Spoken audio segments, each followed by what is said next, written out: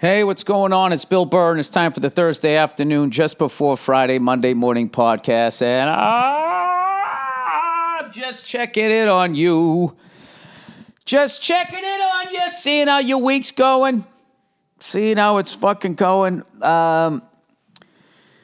Both my kids got sick, and my wife got sick, and I was just, doing all the fucking vitamins and all of that shit.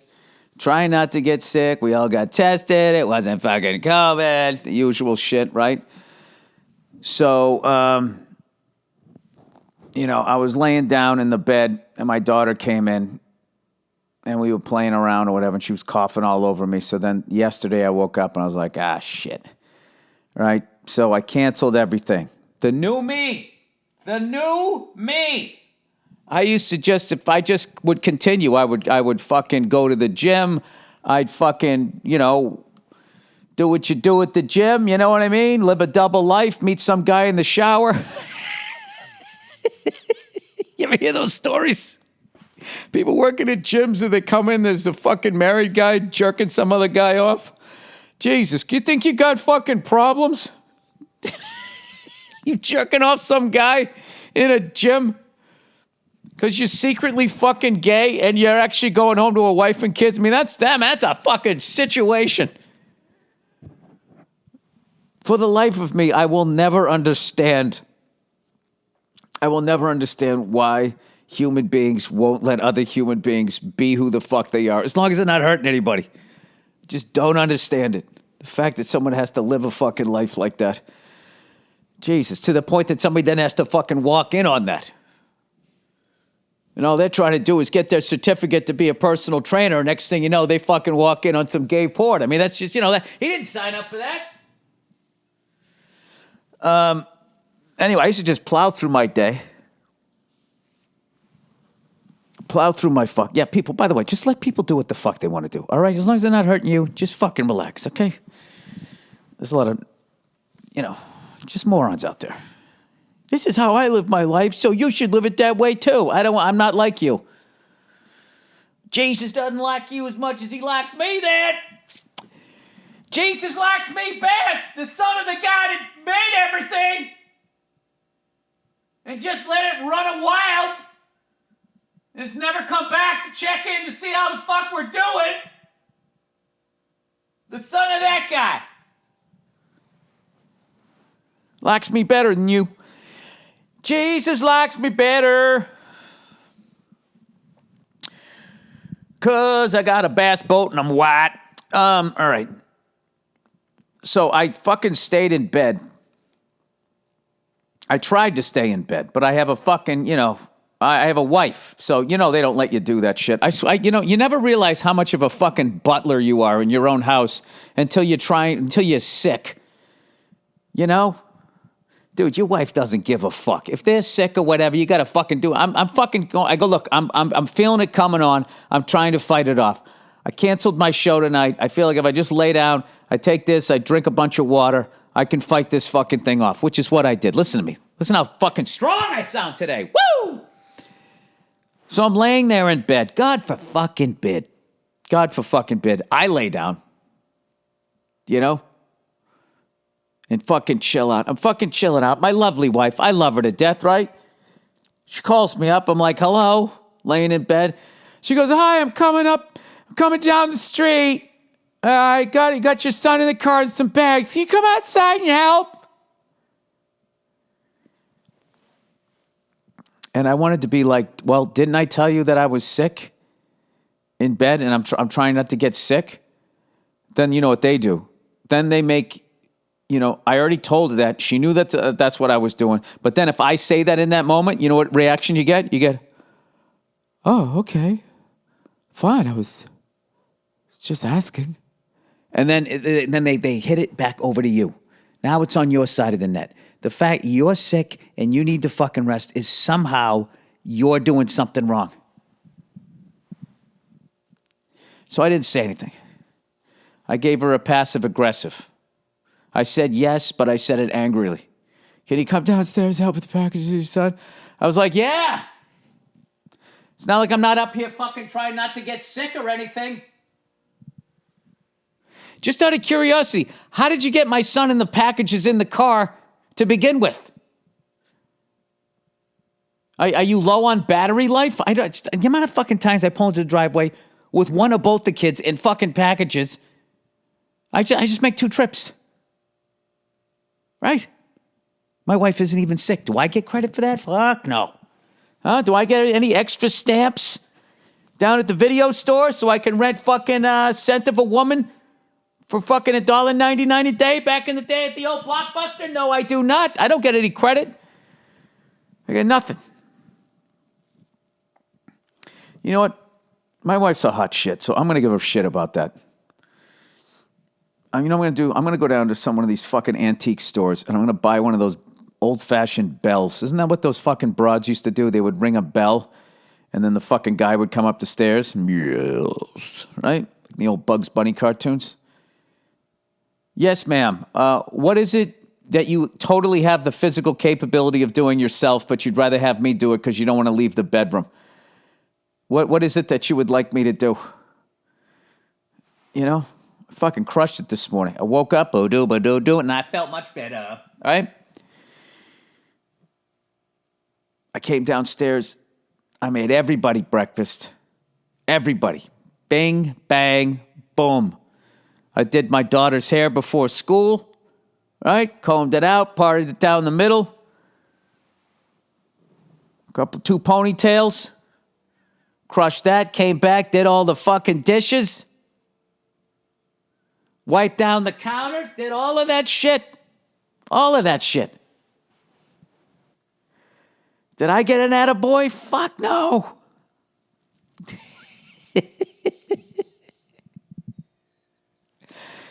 It's a brilliant strategy, because then if you bring it up, well, I did this, and this. I know, and I appreciate that. Why are you yelling? Well, what are you going to do? What are you going to do? Bitch about it on your podcast and go right back to doing what the fuck you were doing anyway. So, yeah, I'm psyched. I'm back in the gym. And I'm still eating like a pregnant woman, though. I got to knock that out. You know, last night I had a great time. My wife had a friend over and we were watching Survivor and shit. We had a good time doing that. But, like the dinner was good, but then she bought some sweets and shit. And I just sat there like a fucking crackhead, just munching down these molasses, See's candies things. And I just was like, what am I doing? In the end, I haven't felt that sick since like Halloween when I was a kid. Like, why am I doing this to myself? And I realized it's like, you know what, dude? Because you're fucking stressed. Because you've been working a lot and you need some days off and you really don't have any coming up. So rather than rearrange your schedule so it's more healthier, what you do is you sit down and watch a reality show and shove half a box of candy down your throat.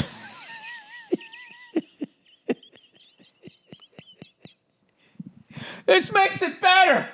Stupid.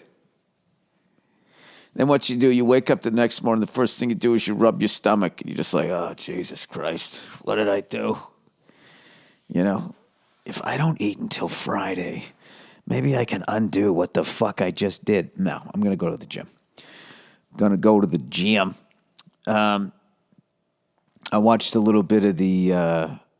I got through the last season, season 4 of The Untouchables, which then immediately went right back around Heroes and Icons channel. Goes right back around to the pilot episode 1, 2, 3, and 4. So it was episode 29 and 30 of the 4th season. Oh, dude, you should have seen this one they have in the 4th season, the giant killer. Like, Hollywood had such a prejudice about, like, you know what, they've done like a zillion things about like women and people of color and all of that, but like I don't think there's enough out there about just their sort of 2-minute minor prejudices rather than their gay misconduct ones. They had a prejudice against really tall people, like just in general society did. They just thought they were big, dumb, stupid fucking people, right? So this guy's playing, he's a great actor. He's playing this giant, bodyguard for his boss. and his boss gets shot. He's trying to find out who did it, and he just fucking manhandles this woman. Like, it's very Frankenstein-like part, the way they wrote it. Well, in the end, his boss dies, and this guy, he's like in this warehouse hideout, and his boss dies, and the giant freaks out and starts like literally beating up the warehouse. And he's just screaming, "Who's gonna tell me what to do? Oh, who's gonna tell me what to do?" Because he's really tall, which means he's stupid. And they just had him like childlike and not understanding like his own strength. It was like fucking, when I was watching it going like, because I know like back in the day, like if you worked out a lot, the very beginning of bodybuilding, like people thought that you were dumb. There was all of that. People thought if you were an athlete, you were dumb. There's still a lot of that too, to this day, you know, especially with like feminists, when they talk about guys in sports, they just make them all out to be morons, or they say rape culture. They just, you know, there's nothing about, you know, all the great things about sports. They kind of avoid that. But, you know, that's what feminists do, right? When they talk about men, it's like, have we ever done anything good? Anything at all that you like? Anything. This whole wide array of shit that we've done. You know, you like that fucking bridge you rode over this morning? Where the fucking people, the average six men died a day when they were building the fucking thing? Huh? All right there, fucking hairy legs. Why don't you relax? Count your blessings every once in a while, and then you can start nitpicking. How about a fucking attaboy? Why can't feminists start their meetings like that? Okay, before we get started, you know, to all the men, so you'll actually hear what we have to say, we just want to say thanks for making most of the stuff. Before we start saying the things that women invented, we could probably be mature enough to say, by the way, thanks for most of the stuff. Because I can tell you right now, if they made most of the stuff and we came back around going, oh yeah, you know, the coat hanger, that was us, they'd be like, oh, who gives a fuck? Oh wait, I think men do that. I think we do that. I don't know. You know, I really hate when I do that. I was just checking to see how much time I'd done, and I accidentally shut the fucking thing off. Now I have to splice two of them together, which basically means all I have to do is just to hit 2 extra keys on the keypad. So why would that upset me? Why would that upset me? You know what it is I wake up in the morning and there's a panic sometimes. You know that panic your wife can have in her voice, like, do you have anything scheduled today? Like, that's how you wake up. Do you have to do your podcast? I do. Why? What's the matter? Because, you know, I was just trying to figure out the day. Oh, Jesus Christ. Well, why did you come with that energy? You just gave me a little heart attack. I didn't come with any energy. What are you talking about? Oh, Jesus. All right, let's get off this fucking subject. How about those Red Sox, everybody? Oh, wrong song. Bum, bum, bum. This Week in Baseball. Now, if you go back in my podcast, why would you? But if you did, you'd realize, all right, that Billy Redface called this. When the Yankees couldn't lose, and the Red Sox couldn't win, and the Yankees were all of a sudden in second place, and the Red Sox were fading. What did your favorite bald ginger? What did he say back in fucking August? I said, we're going to be there because we're playing the dregs of the league for the rest of the year. We're playing the dregs of the league. And now look at us. We're back into second place. We're a half a game up on the Yankees. The 1-game fucking playoff that baseball needs. I'll tell you right now, if most of the league isn't on steroids, the only thing that keeps people watching is a nice, good old-fashioned Red Sox-Yankees playoff series. So this is going to be great for baseball. I'm hoping it's going to be a one-game playoff because,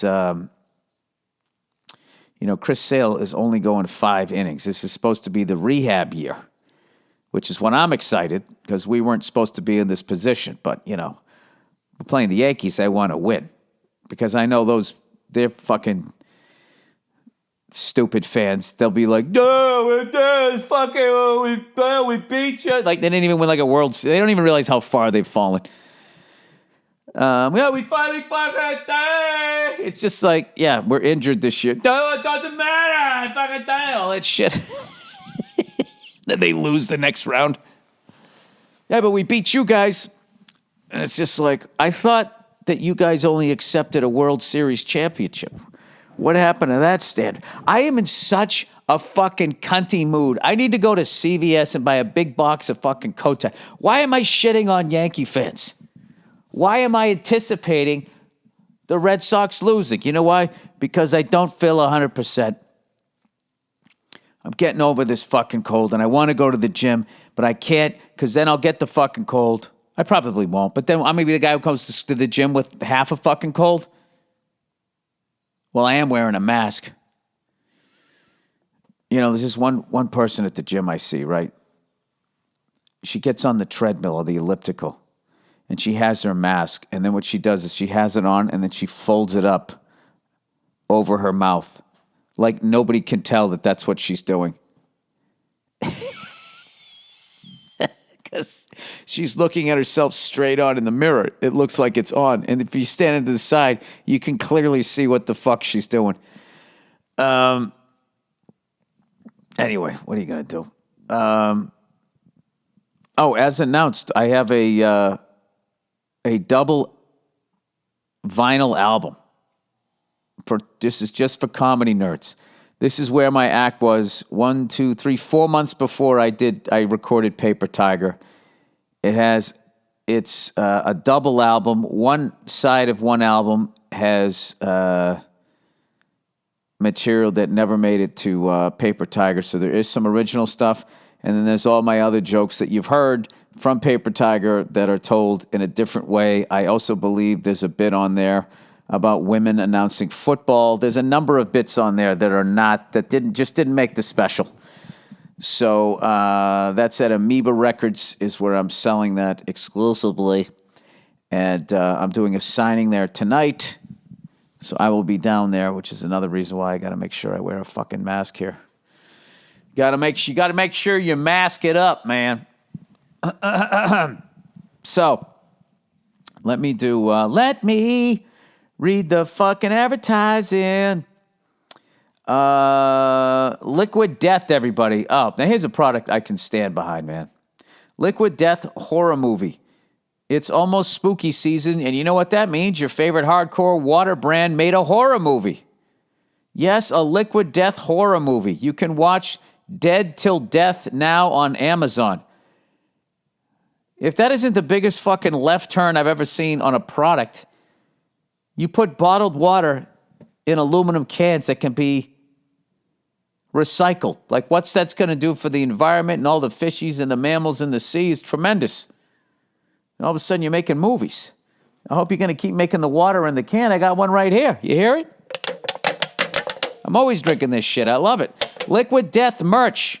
But did you know you can now rock their hardcore merch while quenching your thirst and saving the environment? That's right. You don't want to be the last one on the bandwagon. Death to plastic and murder your thirst. Give me that ice-cold aluminum can with the skull. I love these fucking things. And I'm telling you, the water tastes way better than in a plastic bottle that's been sitting in a fucking warehouse for 3 years. This water is giving me life. Why do they call it Liquid Death?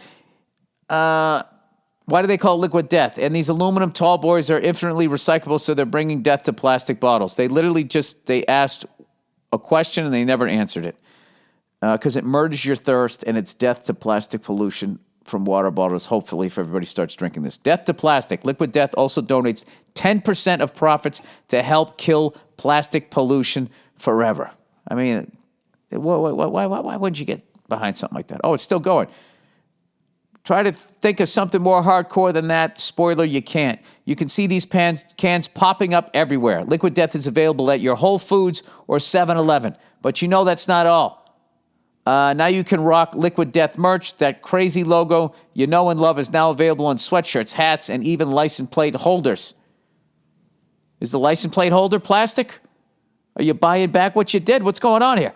And don't you dare pay for shipping. Go to liquiddeath.com/Burr to get free shipping on all the water and merch. That's liquiddeath.com/Burr for free shipping on all water and merch. Grab some now at Whole Foods or 7-Eleven now and totally murder your thirst. By the way, I finally saw that South Park, that Sodu Sopa. It's Sodu Sopa. Now announcing the residencies at Soda Sopa, the thing on gentrification. As always, I watched that with my lovely wife, and she laughed her ass off from the beginning all the way to the end. Just fucking was dying laughing. It was awesome, man. Those South Park guys are the fucking best. Maybe I'll do that. I'll watch another South Park with my wife. Makes her laugh. We get along. Instead of having stupid dust up over nothing. All right, Noom. Noom. When it comes to losing weight, there's a lot of pressure out there to label foods good or bad. But that just creates unnecessary dilemmas. Noom is here to change how we see food with a psychology-based approach that looks at what you eat, but also how you eat. Instead of making you feel great or regret. Guilt. Instead of making you feel guilt or regret. Jesus Christ. Noom empowers you to keep going. Not everyone wants to be on a strict diet. I don't. Do 2-a-days at the gym. I don't. Or drink questionable teas. Instead of trying to cram your life into someone else's idea of health, try Noom. Noom uses a psychology-based approach to find a healthier balance why am I eating that chocolate, man? Healthier balance that's moldable to your life. And as a result, more sustainable. You don't need rules to lose weight, just the knowledge and wisdom to help you build smarter, more sustainable habits. Noom's cognitive behavioral approach helps you unlearn bad habits and better understand your relationship with food. With Noom, taking care of your health is empowering instead of stress-inducing. No need to fear ruining the whole program with one off day. Noom will get you back on track. Start building better habits for healthier long-term results. Sign up for your trial at noom.com/MMP. That's NOOM.com/MMP. You know, I just realized people can listen to this podcast all around the world. I think it's places where, food isn't so readily available. Like, what does that advertising sound like? There's so much food over there, they need help not being fat? Yep, that's how it is. All right. By the way, I went down a music rabbit hole the other day because I was watching, I was on a plane. I was on the plane, man. Hang on a second. Love documentary. And I watched the Questlove documentary called Summer of Soul. And I saw this guy come out and sing by himself. And one more. There's always three. Look at the light. Let's stare at it. Inhale. Nothing. There it is. All right. So, this guy comes out and he starts singing. I'm like, who the hell is this guy? I've never seen this guy. I never heard of this guy. This guy's really good. Turned out it was a man named David Ruffin, who was the original lead singer in the Temptations, the original five. And he evidently, after a while, he wanted it to be called David Ruffin and the Temptations, because he saw. Oh, I gotta pull my nose now. God damn it!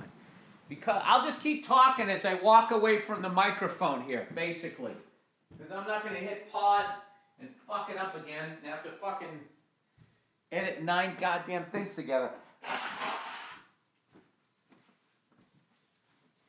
Listen to me.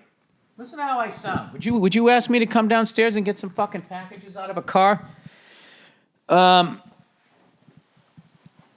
Anyway. What was I going to say? Yeah, so I guess Diana Ross was in the Supremes, and then it became Diana Ross and the Supremes. And then he was all like, well, hey, man, I want to be David Ruffin and the Temptations. And, you know, because men solve their problem with violence, I think the other 4 was like, well, there's 4 of us. How about we beat the fuck out of you instead? And it's still called the Temptations. And he was like, all right. And then eventually he left. See, if those other 2 broads in the Supremes just slapped Diana around a little bit, they would have just been called the Supremes. That's my theory, anyway. So he ends up going solo, and I downloaded one of his albums called Who I Am. It's a fucking great album. And then that caused me to see, well, what did these other guys do that were in the Temptations? Where did they go? And there was another guy there. What the fuck was his name? Jerry Lundegaard? No, that's the wrong one. Where the fuck is it? Artists, songs. Keep on trucking. Oh, yeah, Eddie Kendricks. And I downloaded this song, Eddie Kendricks, Keep on Trucking, which ended up, if you listen to the whole song, is the sample for that Lights, Camera, Action. I'm sorry, Miss Jackson, whatever fucking song that is. It's the breakdown towards the end. I don't like that Eddie Kendricks as much. Like, he sings in like that falsetto, and it gets annoying really fast. It's like, it's nice if somebody else is singing, and then he comes in with the high-pitched thing as a different sort of color in there. But when it's just him doing it the whole time, it's just like, Jesus Christ. Your voice is higher than the women singing behind you. So, anyway, I've been listening to a bunch of that stuff, and there's some killer fucking drummers on there. And on that David Ruffin one, there was just this really weird beat that was being played by this drummer, because it still had like a Motown feel, but it was also kind of like that, you know, that hi-hat opening and closing that was done to death during the whole disco era. It was sort of moving towards that, because the album came out in like 1976, right before the whole like disco explosion. And, you know, I never realized that night when they were the Death to Disco and all that, the amount of white people that came down there that brought albums down that were not disco. There was people bringing Stevie Wonder albums down there and stuff. It's weird. It all started off with that guy making fun of the Bee Gees, and all of a sudden it became like a hate rally. Human beings, man. We're the fucking worst. We really are the worst. If we could fucking come up with a way, we will invent ways.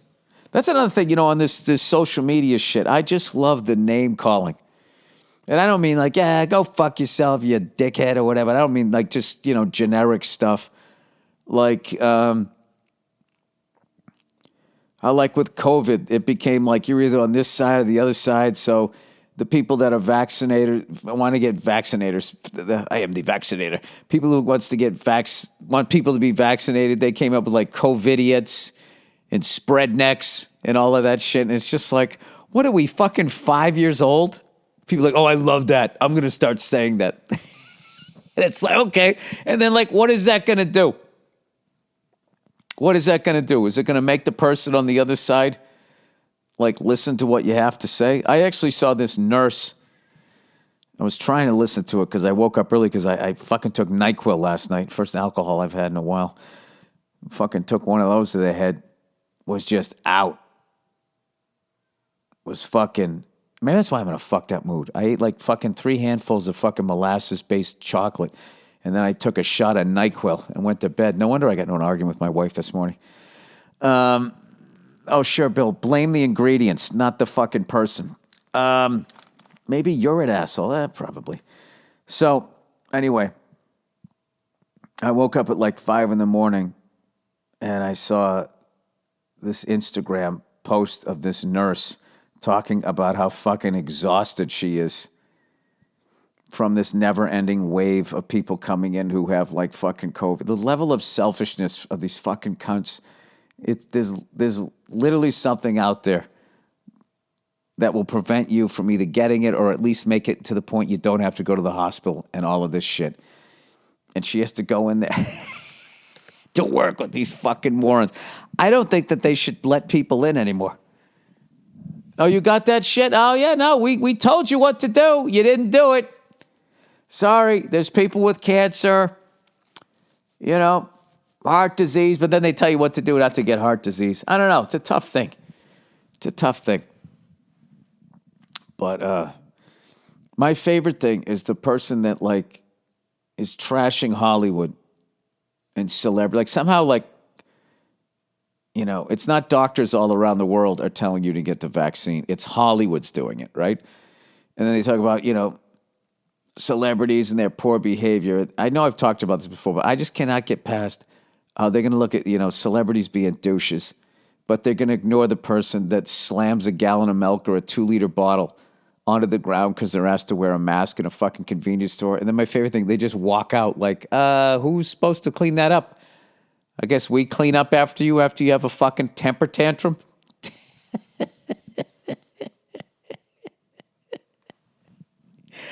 I mean, dude, I'm not trying to divide people here, but can we just look at that person? Because even if you're somebody who doesn't want to get vaccinated, you don't do shit like that, correct? Okay, cool. So now can we laugh at that person? Like, how much of a fucking baby are you? What up? I mean, I'm telling you right now, the vigilante fantasies I had about that. I just wanted to be, I wish I was strong enough. I'm just a fucking old man to just grab that person and clean up the milk with his clothes while he's still wearing them and just dragging the guy back and forth. Take him out, wring him out in the dumpster and bring him back and just But whatever, it's all working out because I feel like I can go back to work and just stand at the back of the stage. And I'll just, I can't say I'm going to 100% not give a shit when you watch a nurse going like, I'm fucking exhausted. I can't fucking do this shit anymore. Well, then maybe you should get another fucking job. Think I'm not tired?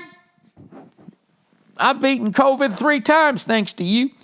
All right, that is the podcast, everybody. Before we get out of here, we actually have a little bonus here. Me and Paul Verzi with BetMGM are picking NFL football games. And at this point, we're both 3-5. We've won 3 out of 8 games that we've picked. That's pretty pathetic. We are both below 500. We are both on the hot seat. So when you listen this week, you got to be thinking, all right, are they due to win? Or do you win by doing the opposite of what we do? All right, that's coming up next. What's up, everybody, and welcome to the Anything Better Week 3 NFL preview. Remember, guys, if you haven't signed up yet, we've got a special offer for our listeners, and you'll be able to make Week 3 free. That's right, Week 3 free. Sign up for the new BetMGM account. Use bonus code Burr, B-U-R-R. Can't be easier, B-U-R-R, and you'll get $50 free bet just for signing up. That's right. You don't even need to make a deposit to get in on the action, guys. All right. Now we got to talk our picks, Paul. Yes, so we got to talk about what happened last week. So me and Bill seem to be, after week 2, we are both 3-5. Bill went 1-3 this week. I went 1-2, which was basically what we opposite 2-2. I went 2-2. You went 1-3, and that's basically the opposite of what we did week 1. We're both sitting at 3-5, which is okay. I couldn't pick my ass at this point. I like where we are, Bill. We're fine. I don't. I like if our listeners bet the exact opposite. Paul, if we're a manager of a baseball team right now, and we're winning 3 out of every fucking 8 games. We're on the hot seat, Paul. Look, we're on the hot seat right now. Our wife's getting nervous that we're going to have to sell the house. Here's the thing: what happens? Why week 2 is so difficult? is because nobody really knows who anybody is after week one. And then everybody puts all this fucking shit on week one, like, oh, that's who they are. Like my dumbass. Oh, my God. The fucking Saints destroyed, fucking Aaron Rodgers and the Packers. They're going into Carolina. They're going to kill him. They didn't even show up, Paul. No. So I want you to tell me, Paul. You tell me after 2 weeks. You tell me who the fuck those Saints are. No, the Saints are a 9-7 team, dude. 8-8. They're not the Saints, dude. Jameis Winston, man, I hate to be a dick. Jameis Winston's a decent quarterback. The Saints aren't going to do shit, dude. You got, I Paul think Verzi says the Saints will not come marching in this year. No, they're going to be a decent team. They'll be fun to watch. 500, maybe a little over 500. They're not going. Where are they going? It's the Bucks. It's Arizona. Where are they going? Yeah. Well, listen, dude. I was stupid with the Jets, the Patriots. I should have never even fucking touched that game. Who bets on the Jets, Paul? What person? And you live in New York, so you know who they are. I thought I've known who they are, which is hilarious. I was hoping for a miracle here. You're a Giants fan because of the Jets. The Jets are so bad, the NFL gives you another option if you live in New York. You think MetLife charges the Jets more rent on the lease? They probably give them a break, like a landlord with a heart during a fucking pandemic. All right, man, I'm sorry about those first 2 weeks. All right, we'll give you week 3 off. That's hilarious. But week 4, you got to start paying again, all right? Oh, shit. I watched that game, dude. Like, I got to tell you something, though. That is one of the better Jet teams I've seen since Rex Ryan was coaching them, where they got a great running back. I thought their defense was solid. They look good everywhere, but at the QB position. And that guy had a career bad day. I don't think our defense was that fucking good, but he's moved us up in the rankings, Paul. We're a top 10 defense right now. After 2 weeks, the New England Patriots. I'll tell you what, man. Mac Jones, I think you guys got another quarterback that's going to be good. I really do. I think don't that running. jinx him, Paul. No, that running back. Put your Mark Sanchez fucking hex on him after 2 games. No, I didn't. Listen, I haven't watched him enough to even say that, but I think Harris too, that running back Harris. I listened to a long interview with that guy, 37, the guy that fucking took 7 Jets in the end zone with him. That guy's fucking awesome. You guys have a good team, man. You guys are that was the mini Marshawn Lynch. Yeah, that was a fucking run, dude. That was a run. But here we are at week 3, and this is where I need to get 500. This is where Paulie's going to put it into 5th and fucking pass cars on the highway. Okay. This is enough of this. Enough of this staying with traffic. All right. I think Bill, you went first last week. I think I go first this week. Go ahead. I got to make sure that I get well, you know what? I'll give you the first one. I'll give you the first one as I look. I'm only taking this game because I'm going to be there. And that's what I'm doing too. And you got to bet on a game. You got to have some juice on a fucking game. But what are we doing? We're just sitting outside eating hot dogs, right? I'll tell you this. Me and the Verzi clan will be there. Both my kids, my wife. We're going to Giants, Falcons. And it's Eli Manning retirement speech bobblehead. It's going to be Eli Day, and we just happened to by chance get those tickets. Giants are favored by 3. I truly believe the Giants won twice last week and still fucking lost. They got fucked. I like how Daniel Jones looked. Daniel Jones actually looked pretty good with some time. Saquon had a decent run. I'm taking my Giants while I'm in the building with my family on Eli Manning Day, -3 against the Falcons. We get our first win, and the Giants go 1-2 after next week. That's my first pick. And damn it, I like that one. Oh, I like that one. I like that one because you haven't won yet. Have the Falcons won yet? I don't think so. And they're, they tried to hang with the Falcons, dude. The Falcons figure out ways to lose. And until they stop doing that, you got to keep your money away from them. That's just my opinion. All right, Paul, I'm betting this game because I'm also going to it. I'm taking the Tampa Bay Buccaneers with Tom Terrific, who's working on a release now that's as fast as Dan Marino in his prime. Crazy. Given 1 point in Los Angeles at the new environmental disaster stadium, whatever the fuck they call it down there. Who's that, the Chargers? No, the Rams. There was no reason to build that stadium, Paul. There was nothing wrong with the L.A. Memorial Coliseum. There was nothing wrong. A little coat of paint here or there. You know? I mean, you're either a sports fan or you're not. If they got to have like a fucking food cart sitting right next to your fat ass in the aisles, you know? Did you see that giant dumbass TV screen that they have? I knew some idiots were going to build one bigger than what the Cowboys built. You never do that. You don't look at Dallas for taste. No. Dallas is bigger, it's better. You know, morons. These stadiums look like spaceships. I will say, though, the one that the Raiders built in Las Vegas, it just looks like a normal one, but it's like shiny and black. It looks kind of cool, but like some of these are just like... No, that one's super fancy, too, which is what the funniest thing is then you have the humor of it, is those animal Raider fans next to a fucking sushi bar is hilarious. A guy dressed as Darth Vader getting a fucking spicy tuna roll is hilarious. He's got to lift up the mask. He's got the teardrop tattoo because he's killed somebody. But actually, if I had to live in Texas, so I think I would live Dallas. Dallas or Houston. If I lived in Texas, it would be Dallas 100%. Yeah. Houston's right, not quite there. Although it would be great to go to Joel Osteen's shows every week and heckle him. Hey, I'll tell you where I wouldn't live in Texas. Austin, okay? Fucking dump.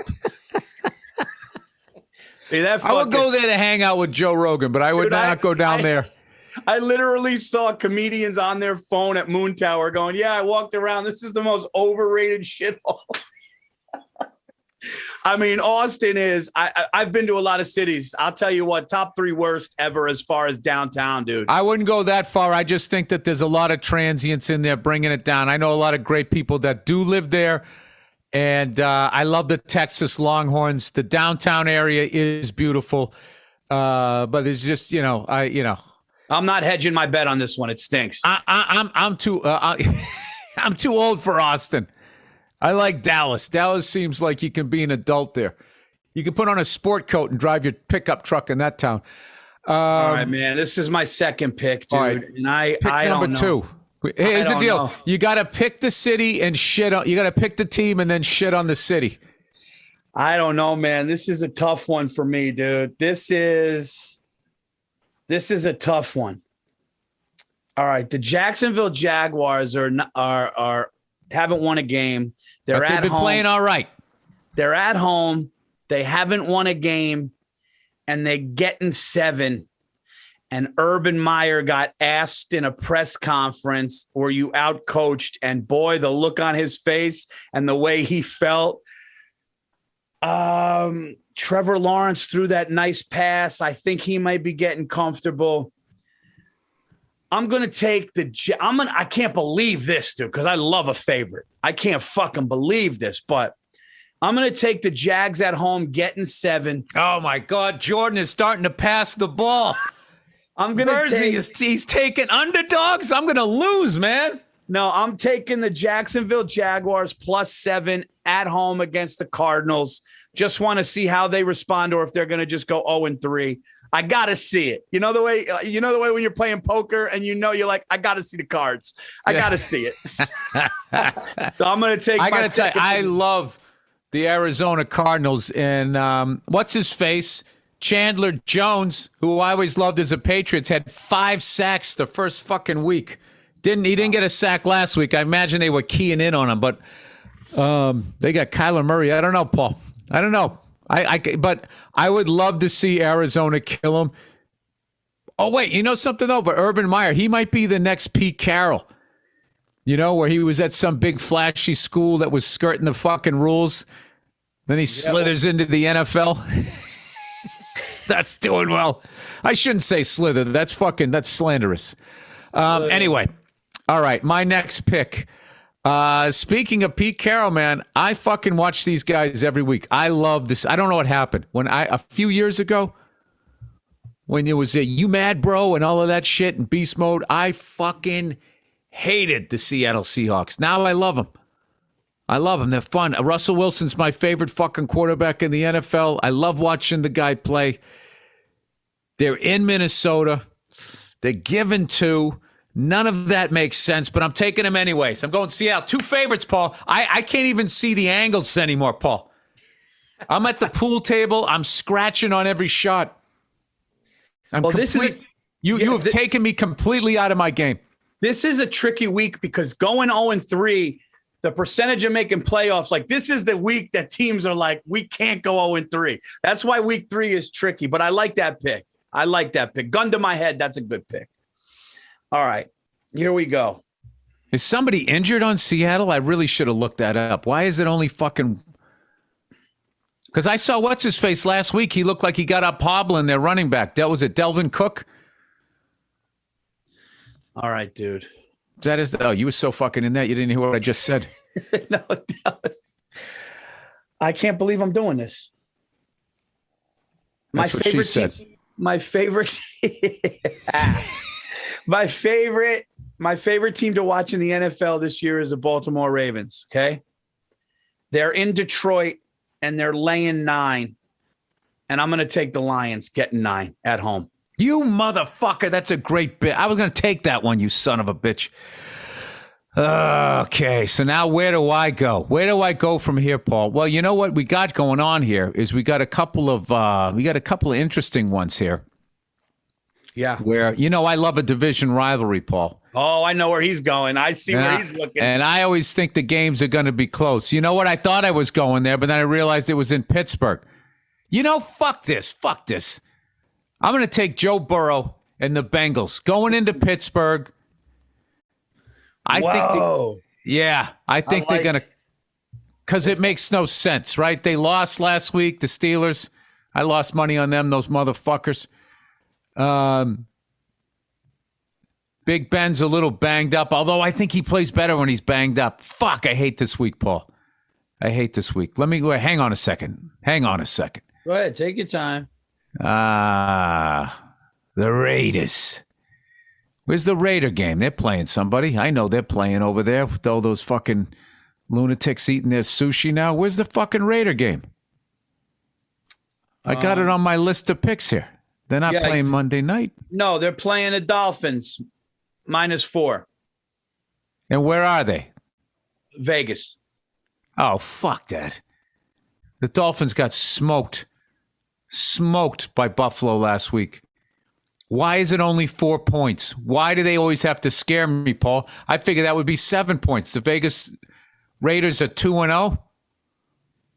I feel like a sucker right now. They are 2-0. They look good, dude. Yeah, and Miami looked like lackluster against Buffalo. And Tua got hurt, but he's kind of going to play, but he got banged up bad. Got carted off. Jesus Christ. Al, look at you trying to steer me into this bet, you motherfucker. No. I'm just I know how you work. I know how you fucking upstate New York people are. I'm also looking at the Chargers getting 6.5 in Kansas City. I don't know. I can't bet on the Chargers. I don't believe in them. You know what? Okay. All right. All right. Fuck this. I'm going Joe Burrow and the Bengals. Joe Burrow. Ba, ba, ba, ba, ba, ba, ba, ba. I love Joe Burrow, man. I love Joe Burrow. And he smokes sticks when he wins championships. Gotta love that guy. Giant fucking cigar. Do I take the Jets getting 10.5, or do I take the Tennessee Titans laying 5.5 at home against the Colts? You know what? I took one favorite and 2 dogs. Let's even it out with 2 favorites and 2 dogs. I'm going to take the Tennessee Titans laying 5.5 at home against the Indianapolis Colts. Derrick Henry looks like a fucking the tank of old. Mike Vrabel's a great coach. That's a great pick, dude. I love that. And they're home in Nashville. So there you go. 2 favorites, 2 dogs. And there it is. All right, I got a favorite given one. What do I got? I got Seattle. You got Seattle, you got the Bengals, and I got Tampa. And you got Tampa. Where is he going with number 4? Where is he going, people? He's like a housewife trying to win on fucking The Price is Right. Look at that Monday night game, dude. I wanted no part of that, though, dude. Oh, you know what? Fuck this. I think I can't see anything this year, Paul. It's too early, dude. We'll know. I feel like Jameis Winston is the exact kind of quarterback that Bill Belichick throughout his career has feasted upon. Okay? He's got a little bit of experience, but not with the Saints, even though he's been there, but he hasn't been under center. This is just, we have a great fucking defense. God damn it. Great defense. I know. It's week 2. We got a great defense. Okay, we've had 2 good fucking games. Does that mean anything? He can't lay off the Pats, Andrew. He's like me with the Giants. Or do I go the Raiders? Do I keep forgetting who the fuck they're playing? The Raiders playing the fucking so-and-sos. Vegas. That's why, because it says Las Vegas. I go right by it. The Miami Dolphins. 4 fucking... Why is it only 4 points, Paul? Why isn't it 5.5 or 6? I'm going to tell you. I'll tell you after, because I don't want you to think I'm trying to push you a certain way. No, tell me. Give me some information.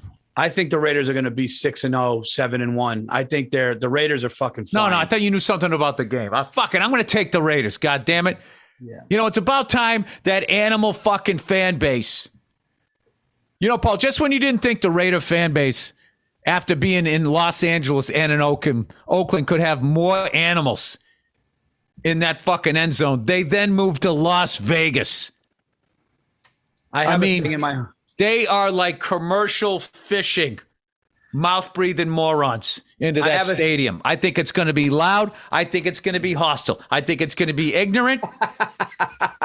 And, dude, they're scoring all kinds of points. I think John Gruden's got them going in the right direction. I think the wheels are falling off in Miami. I'm going Raiders. Oh, I love it. Andrew, you got all this, right? Nice, dude. I have a soft spot in my heart for the Raiders. That's the first team I ever played for. And I was a defensive back number 27 on the Raiders. Pop Boy, that young football shit. It was my I love the Raiders. I also, they're fans of fucking fun. I did a thing a long time ago where I did some man in the street stuff up there. They're fucking hardcore. You have to be hardcore if you're a Raiders fan, the way they've been playing for the last, I don't know. Other than that, how weird is it that John Gruden is back 20 years? He's like Gabe Kaplan. Right? You have to, going back to his old fucking high school with the Sweat Hogs, trying to make them winners again. You have to watch his YouTube mic'd up. There's 13 minutes of him mic'd up throughout his whole career. There's nobody funnier. There's nobody funnier with refs. There's nobody funnier with players in practice. He'll walk up and start talking about the shit that has nothing to do with the games, and then other game. Then about the game, the best. Andrew, I got a future bet for you. Dude. I'll give it to you after week 2. I think Matt Stafford, the new quarterback of the Rams, finally has a fucking team, and that kid is throwing darts all over the fucking field. I'll take a fucking future bet. He'll be MVP of the league. I'll take that bet. You're saying no, or you like the bet? No, I'll take it. I'll take that action, Paul. Let's do it. Send it my way. Let's do it. Now you got the balls. Send it my way. I'll take that fucking action all day long. It's plus 1,100, so that's $5 to make 60. If you were to make that bet, 5 will get you 60. Who's the top 5 MVP? 2021 AP MVP NFL award. Who's the top 5 for it? Can you be an MVP if you're not a quarterback? It usually is a quarterback, right? No, no. Some running backs can get it. Who? Larry Zonka? Who's the last guy who won a fucking MVP? I think LaDainian Tomlinson won it. I think there's been a couple. LaDainian Tomlinson. Jesus Christ, that guy's in like a fucking old folks home at this point. He's younger than me. I'm kidding. That guy is, he's probably like 43. But his body. As far as what types of bets people are making, the highest ticket for NFL MVP, Kyler Murray is 15% of all wages for NFL MVP this season. Second, Josh Allen. Third, Matt Stafford. Oh, I like the Kyler Murray, Josh Allen debate, which I believe Stephen A. Smith was having with somebody. And it was so funny. Neither one would say, I like a white quarterback, and the other guy wouldn't say, I like a black quarterback. But they were saying everything but that. It was hilarious. I like Kyler Murray, but let's be honest. Josh Allen, you would take to be your franchise quarterback any fucking day of the week. And as far as line movement goes. Yeah, but I would say, this is my thing, though. with Kyler Murray, as long as he doesn't get fucking hurt, I mean, that guy is unbelievable. He is, but he runs around. He's like a gnat, dude. And if he doesn't get hurt. Yeah. That's what I'm saying. But you're not betting overall career. You're betting early on. We're betting this year. Because my experience watching guys that run around, eventually you get caught and you do, and then they fuck you up. And if you haven't developed as a pocket passer and they take away some of your speed, it can get ugly. And you can start looking like me back there, Paul, really quickly. Who ran an 8-second 40 in the prime of his life. It couldn't have been 8 seconds. I think it was a 7-something. Dude, it definitely would have been 8, dude. You would have been have to hold in your book bag if it was 8. All right, guys. Well, this is Paul, you don't understand how white I am. I have those giant white guy calves. Like, my calves are as big as my thighs. I got a lot of drag when I'm coming down the way. I think I was running in shell toes, too. I'm a redhead. I was out in the sun. I mean, I just had everything working against me. Oh, dude. Irish kids in high school loved shell toes. All my Irish friends in high school, they all rocked the shell toes. Hilarious. Shell toes, the clatter rings. Yeah, you guys were listening to fucking House of Pain and shit. Oh, that was after. That was... Yeah, House of Pain. That was big. That was big in the 90s. But I was already too old to be at that party, Paul. Well, there you guys go. I don't know who you're rooting for. If you're Team Burr, you're Team Bursey. We're both 3-5. Those are our picks for week 3. Paul, they should be Team them. And at this point, I mean, Paul, we got to be honest here. You know, we got to do our exit interviews here. You know, we didn't get it done last week. No, we didn't. You know, and just going 2-2 is not something that I want to hang my hat on. You know, there's been a big tradition out here of me beating Paul Bursey year after year. Oh, 2 years. Relax. I'll tell you what. Man. 2 years. Baker Mayfield fucked me, dude. They should have won that game. They needed one more field goal. I would have won that. Oh, you fucked yourself the second you walked up to the table to make your bet. Who are you kidding? You going to blame it on that guy? Baker Mayfield won last week. I know, but they should. Mayfield has put the Cleveland Browns in the driver's seat. I had him brought them to the playoffs. How did he fuck you, Paul? Would he go into your house and knock a picture off the wall? No, he should have kicked another field goal to cover. He didn't cover. He won by 10. I needed him to win by 12.5. He's not a field goal kicker. The man throws and runs for touchdowns. That's what he does. You know what? I deserve 2-2 with the Jets pick. I deserve 2-2. I mean, that's pretty generous. Yeah, that's pretty generous to think that you only deserve 2-2 if you're going to go right. If you're going to go around picking the Jets. And it's a rookie quarterback on the Jets, and it's a division rival against the Patriots. And it's just, and you guys. What I'm seeing right now is I'm seeing the growth of you as a gambler. You know, at first I thought this guy's all over the map. He's rudderless. He doesn't know what he's doing. He's just all, and I was like, wait a minute. Rudderless. Paul is taking chances because he's trying to, the same way you've grown as a comedian. Bill, I lost trying to grow. Bill, I lost the Jimmy the Greek title twice in a row. I got to change this franchise. All right, I don't want to talk shit, but you have lost every season that we've done this, and I've won every season. Yeah, we've done it twice. But you've lost. I know, but you're making the listeners think we've done this for 11 years. We've done it twice. Paul, we've done this over the course of 32 weeks. And you could not pull the car out of the side of Paul. What I'm doing right now is getting people rooting for you. Paulie's the underdog this year, and he's taking underdogs. I love it, Paul. I love seeing the growth of you as a degenerate gambler. Hey, you know what, Andrew? You should ask if BetMGM could come up with odds on who's going to win, me or Bill, since he's the 2-time champion. Vegas says Bill's got this. Probably, I would say, 15% more chance than me, according to Vegas. That'd be great if we made a bet like that. Did you freeze, Bill? Guys, thanks so much. This has been the Week 3 NFL preview of the Anything Better podcast. And remember, guys, if you haven't signed up yet, we've got special offer just for our listeners, okay?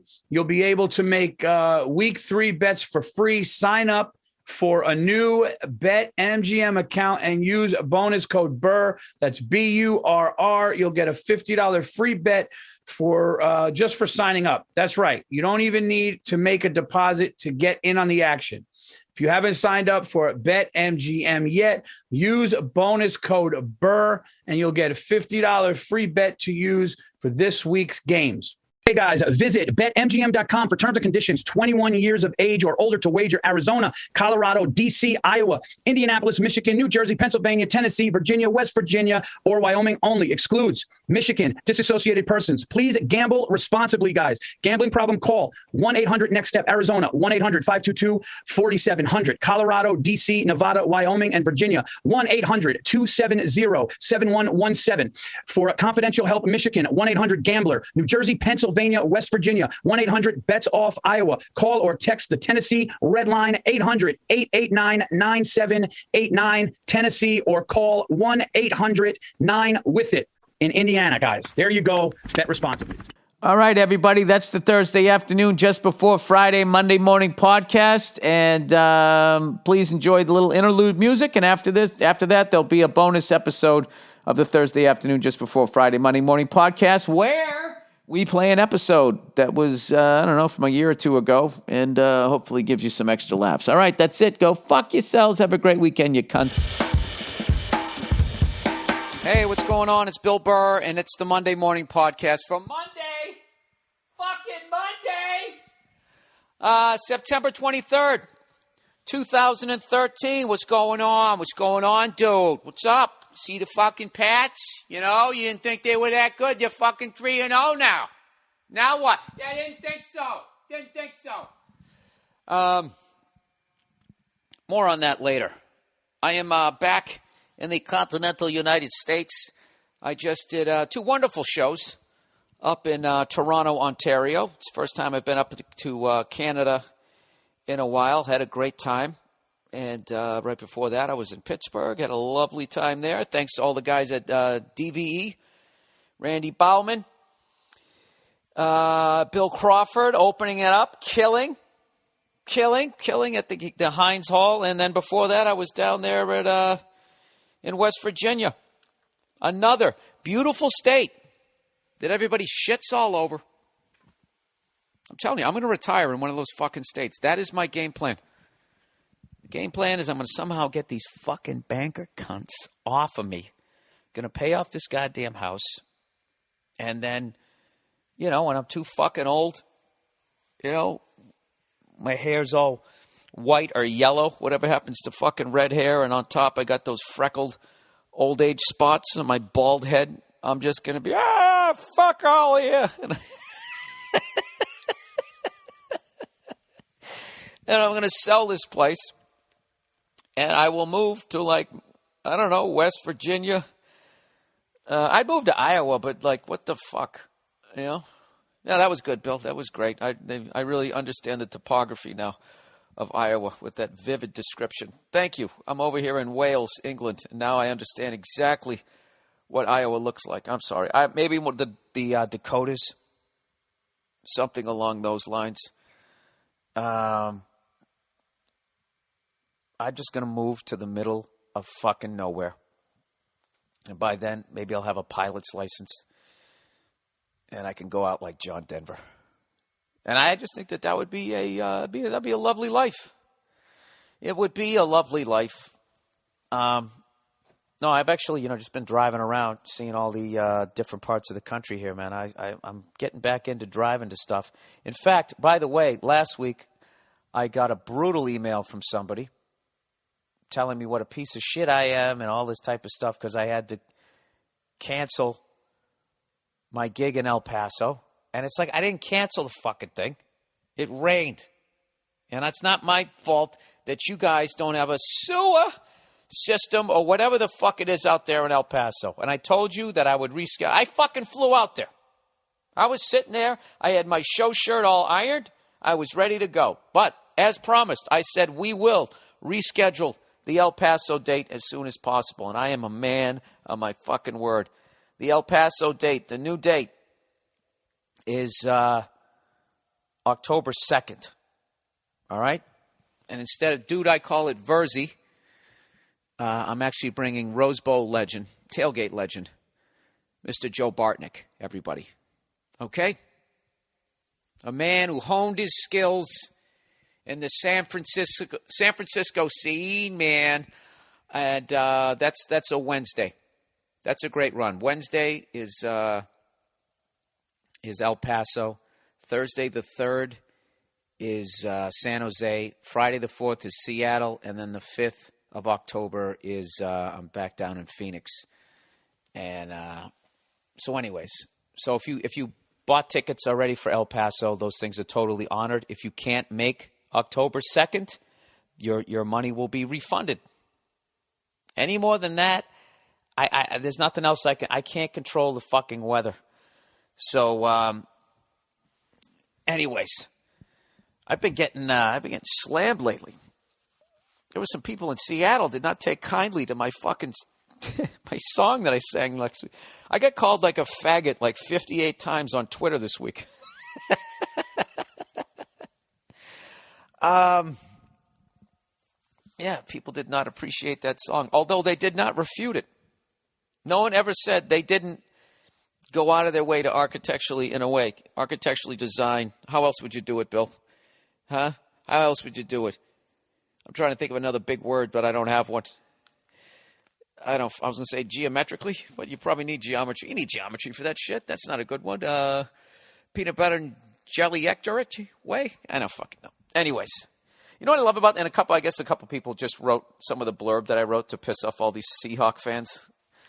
And they left out the whole part where I said all the complimentary stuff and how they got a great team and how when I watch the Patriots play and then I see, Seattle or Frisco or the Colts or whatever, watch those games, how it just looks like football on a whole other level, and how Seattle has a great chance at winning the Super Bowl, and how I don't blame fucking Pete Carroll for what the fuck he did at USC because everybody does it, yet all of that shit gets left out. Only thing that they had in there was me going, "We are the loudest, my friends." Someday, people of Seattle, fans of the Seattle Seahawks, as mad as you are that you have to use those homophobic slurs in your advanced city, man. You'll understand it one of these days. One of these days when you actually have something shiny in your cupboard. Until now, you're just screaming. That's all you're doing. And that's another reason why you guys are so loud. Because of how empty your trophy case is, it causes an echo.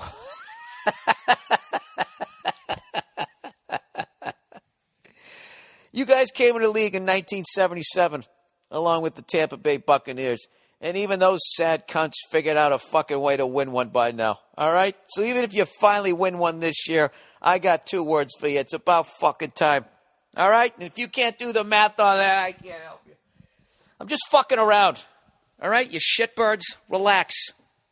I'll be up there on the 4th. Do whatever the fuck you want. Boo me, I don't give a shit.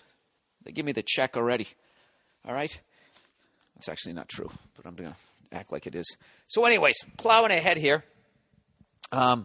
Yes, I was up in Toronto. One of the great things about going up to Canada, aside from the fact that hockey is the first story, when it comes to sports. That's the big thing that's going on. I watched like Hockey Night in Canada. I came home and I watched the replay. They're showing preseason hockey up there like it's fucking March. Okay, and they're trying to figure out who's going to make the playoffs. And somebody actually, I watched a little bit of the Toronto-Buffalo game, some of the replay. No, I watched Edmonton-Vancouver. That's what I was watching. Somebody just sent me a link to this great brawl. I'll give you guys the video of it. And all you guys who don't like hockey, just spare me, you're stupid. Great sport. Why do they let them fight? This is a sport. I got to be honest with you guys. That's music to my ears. I like that people don't understand hockey, that you can't see the puck for whatever fucking reason. I love it. Keep piling on and watching football and go down to your sports bar with your man tits and your fucking football jersey. I'm all about it. By all means. I'll sit over in the quiet part of the bar watching a hockey game without you and your fucking Cheetos breath invading my shoulder area near my nose. You know, your shoulder's near your nose, right? I was thinking, looking over my shoulder. Whatever. I don't need to explain my body parts to you people. All right? So anyways, whatever. Two guys on the one guy on Toronto, one guy on Buffalo. They get into a fight, and the guy in Buffalo, his helmet comes off, and he fucking ended up whacking his head on the ice. And I guess Buffalo took an exception to that. So this fucking big goof, Scott, this big goof that could beat the living shit out of me, but I'm safe here in the podcast, so I'll call him a goof, knowing nothing about him. I'm sure he's a wonderful, well-spoken human being. But he looked like a big goof because he's standing next to Phil Kessel. Phil Kessel comes up to, like, I don't know, maybe his hockey pants, his little short shorts, his little satin booty shorts that he's wearing. And he decides to take it out on him. He takes a swing at little Phil Kessel. Little Phil, never hurt anybody. Just trying to score a goal and some assists. Doesn't even go in the corners. He's not hurting anybody. And Phil Kessel lost his fucking shit. I have a whole newfound respect for that guy. This big dude punched him. So one of the other fucking Maple Leaf guys immediately grabs Scott. And Phil Kessel takes a two-hander, not once, but twice, to the back of Scott's leg. Now, I know a lot of you guys go, well, what the fuck? He's tied up with somebody else. That's a cheap shot. Fuck you. All right? When you're 2 feet taller than a guy, when you have to punch down at the top of somebody's head at that point, you might want to pick a different dance partner, right? But he didn't. So he fucking whacks him twice and then squares off with another guy in the Sabres and actually wins the fight, bloodies the guy up. They stop. And then Kessel, as he's going to skate off the ice, that big dude Scott is still tied up with somebody. He went over and he fucking speared him. Trying to take out the guy's spleen. I was like, good for him. There you go. That's good, Phil. You don't take no shit off nobody. He went all spider on him. Why don't you go fuck yourself, Tommy? It was great. It was great to see. And I think the Leafs, hopefully, I think they're going to be good this year. I like the Leafs. I've always liked them. And speaking of that, oh, yeah, we're going to talk hockey here in September. Somebody sent me an article that said, you always got to have some sort of controversial title just to get people to read it. It says, Montreal Canadiens, the most overrated franchise in NHL history. And they basically touched on some shit that I had brought up, through, of course, not reading, just overhearing shit, that saying that, the Canadiens dominated a 6-team league and that they had first pick at all French-born Canadian players, yada, yada, yada, all of that. This is a really cool article because it actually explains that more. And it makes me understand, Montreal and Toronto better. So this is the point the guy's making. I don't agree with all of this stuff, but it says the original 6 teams carries an aura with them. The Montreal Canadiens, blah, blah, the 6 teams. All did battle each other. So basically you had a 16.67% chance of winning. So, of course, everybody's going to argue, well, so did the Bruins, so did the Blackhawks, so did the Red Wings, so did everybody else. But here's the thing that's really interesting about this, unless you're not into hockey, then I don't know what to tell you, is, Christ, I don't even have it here. Where the fuck is it? Basically, this is how it worked. You couldn't, sign anybody back in the day. So the Canadiens did not have first chance at all French-born Canadian players. What they had back there was something, I guess, called a C form, which if you went out and you scouted people, they had to, if they signed it, that was an IOU that they were going to go and play for you. So Montreal was smart enough to go all over Canada and try and sign these people right before they turned 18 or right as they turned 18. But the big thing was you had first chance at all players within basically a 50-mile radius of your city. This is really interesting. I never knew this. You had first chance at that. So basically why that kind of tipped the scales was Montreal and Toronto had first chance at everybody in basically, Quebec and Ontario, where everybody's hockey crazy and comes out of the womb skating. And then you look at the Bruins, and we had first chance at trying to find a Rocket Richard in New Hampshire. or as they say here, the Rangers trying to find the next best goalie in Hoboken, New Jersey. And it's really interesting because what he fails to bring up in this article was that Montreal didn't dominate a 6-team league. Both Montreal and Toronto up until 1967, the year of expansion. At that point, Montreal had 14 cups, and the Maple Leafs had 13. So the two of them, just by being up in Canada and being around all of that talent, and the fact that you only got a 6-team fucking league, they were able to go on a run. But and I wonder if that helped Detroit too, because Detroit, their 50-mile radius would actually get them into Ontario a little bit, where people gave a shit and loved hockey. But it was a really interesting article, and I'm not here to shit on the Canadians. God knows I do that enough, but that really clarified misinformation that I was putting out there. I was looking at like everything east of Montreal they owned. You had to go play for the Canadians, and I was like, what the fuck? That'd be like if you had all of New England or whatever to draft for a particular sport or something like that. So my apologies. You won't hear this often to the Montreal Canadiens franchise. I was wrong about that. And now I understand why Montreal and Toronto were kind of going tit for tat with that 50-mile radius thing. Was really interesting. But at the end of the day, though, that thing that Montreal was going around trying to find all of this talent, they did do the work. So you kind of got to give it up for them on that level. So there you go. Look at that. Apologizing to the Canadians. But I'll have a link to that if you want to read it, if you're a sports nerd like me. It's a great article all the way through. I wouldn't say that Montreal's overrated, but I was disappointed that the writer of the article did not bring up the Toronto Maple Leafs and why they were able to kind of go, stride for stride there with the Canadians up till 67. It was basically in the 70s, I think, right? That's when the Canadians, they won 6. And they won in 68 and 69? I can't remember now. Yeah, I think they won 68, 69, then Bruins won 70, then Montreal 71, Bruins 72, then Montreal, Flyers, and then Montreal for the rest of the decade. That's how it went. All right. Jesus Christ. Is there one woman left listening to this podcast? And with that, let's do some advertising. Great timing, Bill. Great timing. I get the fucking calendar out of the way here. Either way, hockey's coming back. I'm really excited about it. Oh, when I was in Pittsburgh, what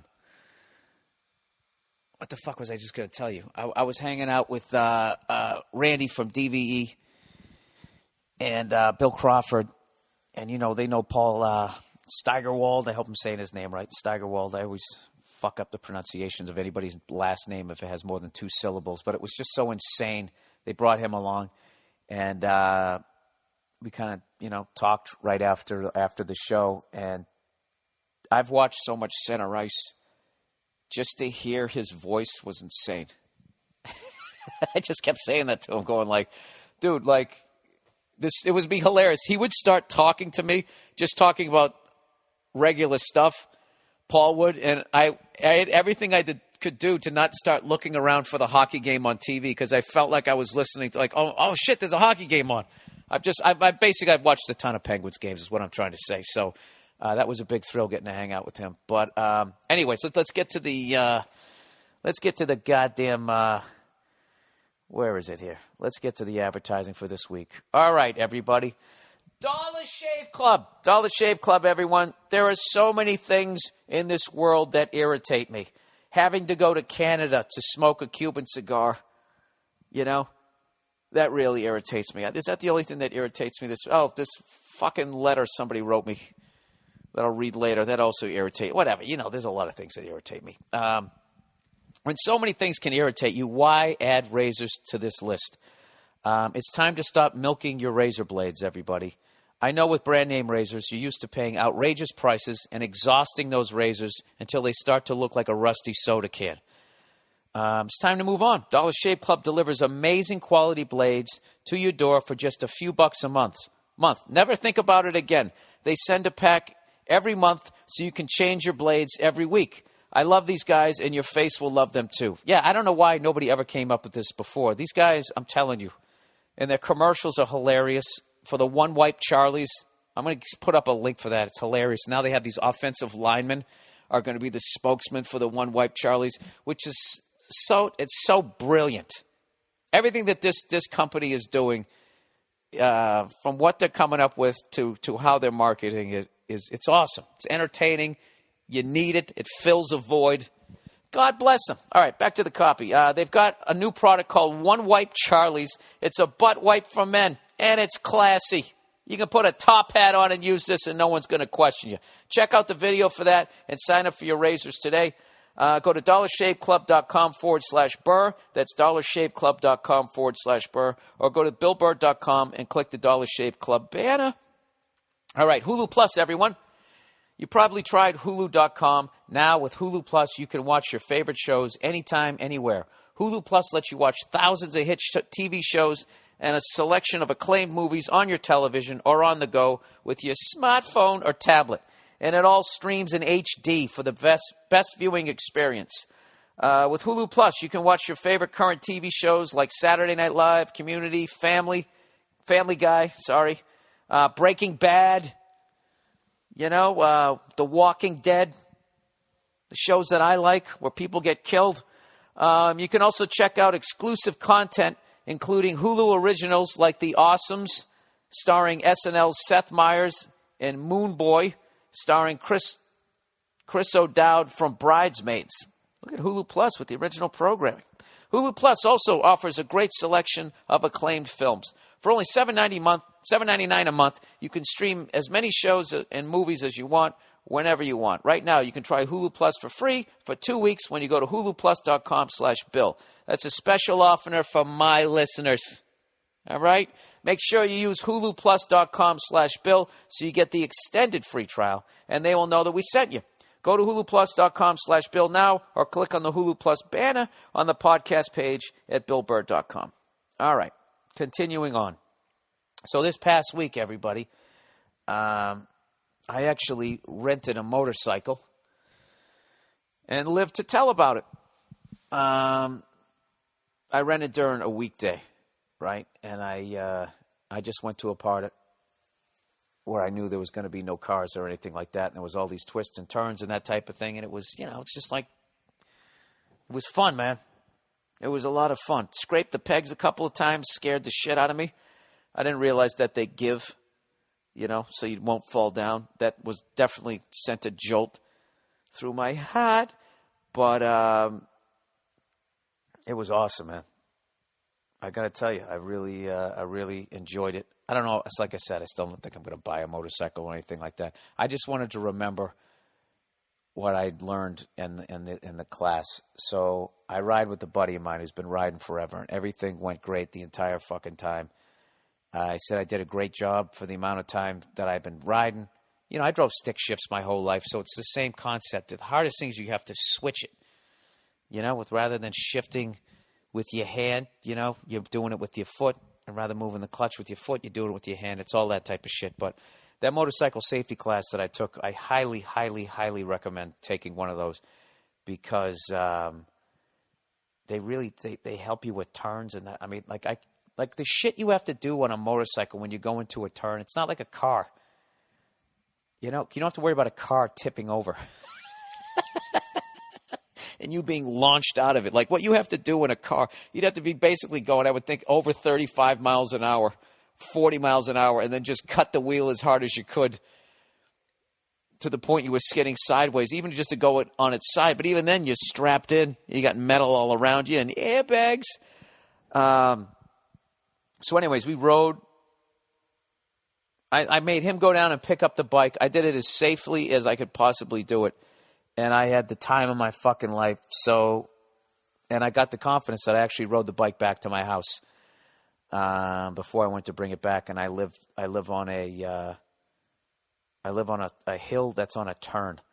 So I came down and then I was just like, oh wait, well how the fuck do I do this? And I went down and I brought it up and I'm thinking like, what do I do with the kickstand? And then I kind of had it at the wrong angle. And I swear to God, I tipped the bike over at 0 miles an hour. Fucking asshole.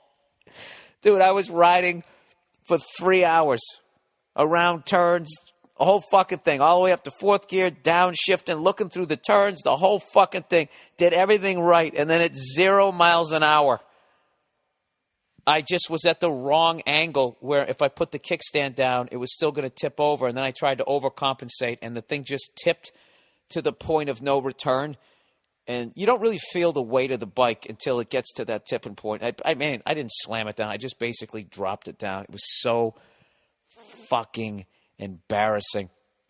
And I bent the front brake, and I put some scratches on the fucking thing. So it ended up being an expensive day. Fucking asshole. I was so embarrassed. It was a Harley too. So I brought it back down to the place. And they're all, they were like, nah, it happens or whatever. But I just, I could not have, I should have just gone down there a little skirt with what's left of my hair and pigtails and be like, oh my God, all I tried to do is put the kickstand down. I was really, it's been a while since I've been that fucking embarrassed. Like I felt shame. But other than that, it was a great time. I was Billy Badass for about, for a couple hours, and then, I don't know, whatever the biggest pussy word you can come up with that begins with B. Huh? Billy Blueberries? I don't fucking know. Anyways, why, blueberries are bad? Not if you stick them in a pie. I have the urge to make a pumpkin pie this week. I want to practice before the holidays, and I want to smoke a fucking turkey this year. I'm throwing fucking down, That's one of the things when the holidays come around, you got to have something that you make. You got to have your staple. And if you don't, you got to have some sort of hooch that you get from somewhere in the middle of fucking nowhere. You got to have something special. You just can't be another cunt that puts on some ugly sweater and just shows up and stands there eating everybody else's shit, drinking all their fucking booze. You got to bring something to. I think, you know what you should do? You should have you should have a pre-Thanksgiving party in the beginning of October. Like a preseason game. And then you invite like 30 people over, knowing only 22 are going to make the fucking roster on Thanksgiving. But don't tell anybody. Nah, that's not fair. People try out for a team. They know they're trying out for a team. Do that. There you go. Then you fucking wear one of those Bill Belichick cutoff hoodies, and you see what people show up with. Just a suggestion. No big deal. All right, let's continue with the sports. People have been firing off letters to me lately, and I never send letters to people. I never do. I'll read something and somebody annoys me. And I guess the reason why I don't do it is because I have the outlet of the podcast or doing stand-up. So I never really feel the need I got to, send this person like a fucking letter or something. But I actually sent a letter. An email, and I'm not going to name the name because I don't want you guys to I know most of you won't, but some of you will find out who it is and then go, you stupid cunt AIDS, and those stupid, write something racist, whatever. I just don't want to be a part of that. But basically, this person was writing an article about this female goaltender, Brianna Scurry. I hope I said her last name right. And, it was really just awful story, she was top of her game, playing for the U.S. ladies soccer team in the late 90s. And she went down to get to stop a routine, routine save, one of those ones. I think it's, from the way it was described, it was like kind of rolling fast along the ground. And she dove down to get it, scooped it up and had it. And someone on the other team went to basically try to kick it out of her hand real quick and then try to put it in the goal. But as they were running over to do that, the other player's knee struck this woman, Brianna, right on the side of her head. And, so she kind of gave herself a stand and 8 count basically and stood up and continued on like all athletes do. She pushed through the pain. So, unfortunately, after a few minutes, the back of her own players' jerseys, when she was looking at the numbers and the names, started getting blurry, started getting fuzzy. Then she started seeing more than one soccer ball out there, and the team could tell that she was struggling. And at the half, they took her out of the game.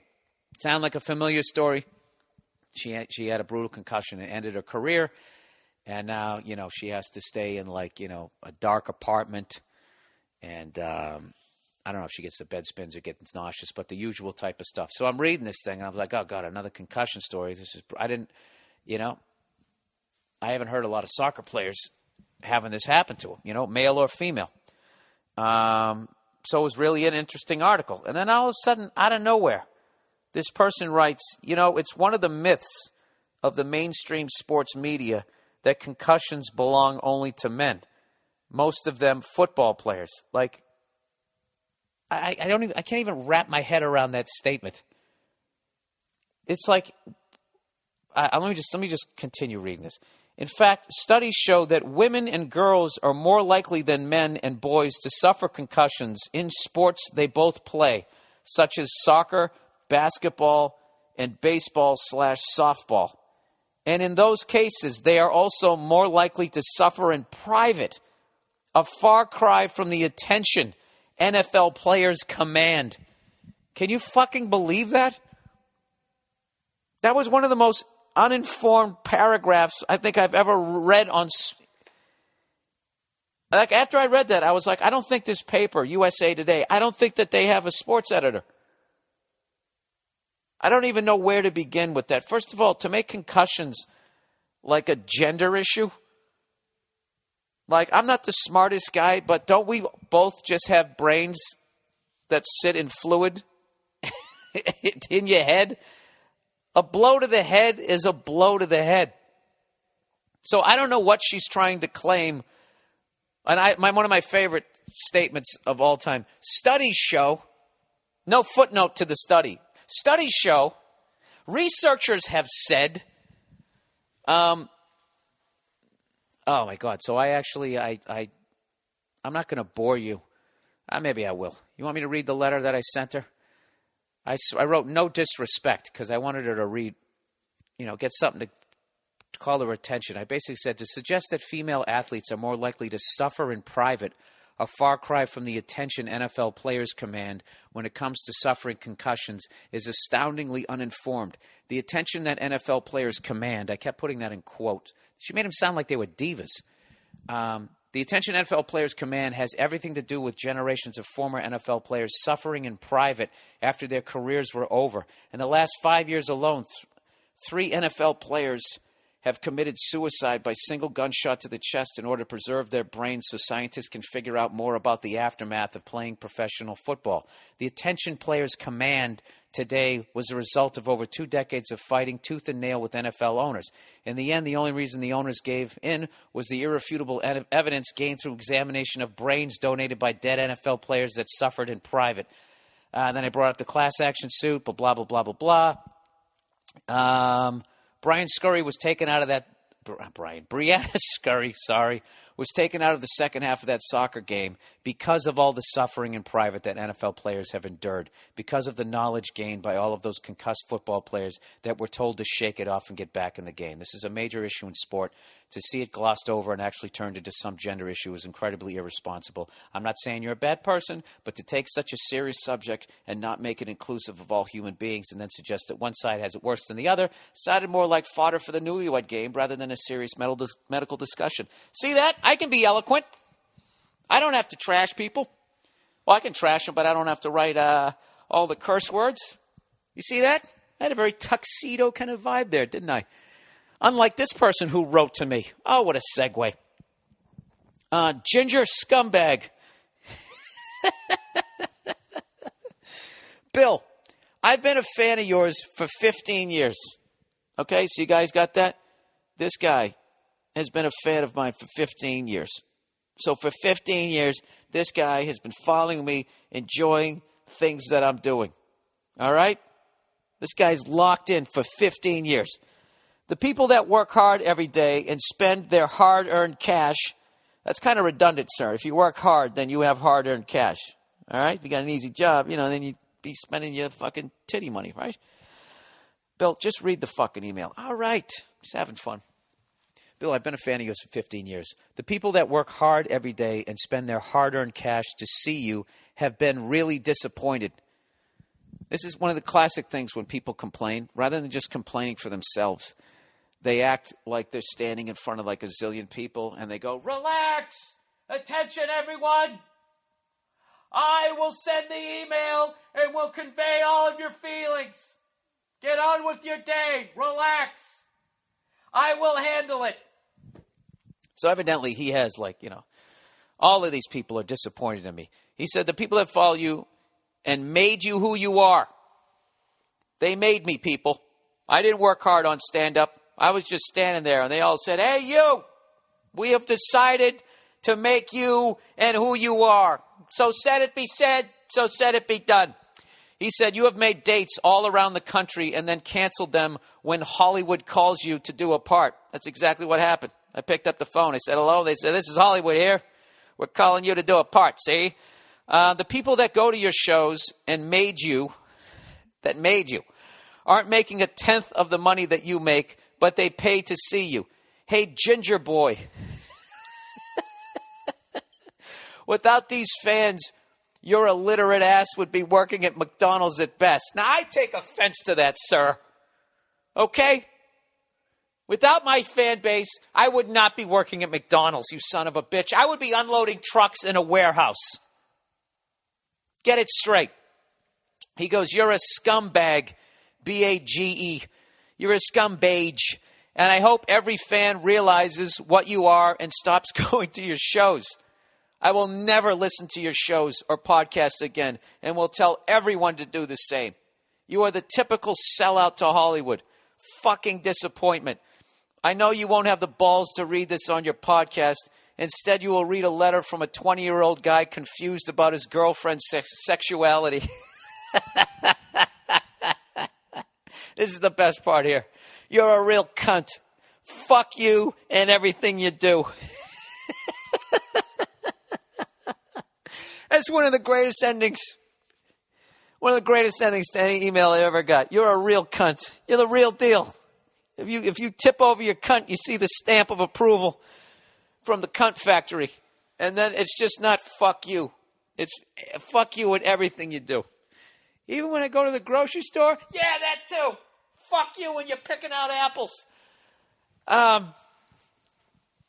Jesus Christ, sir.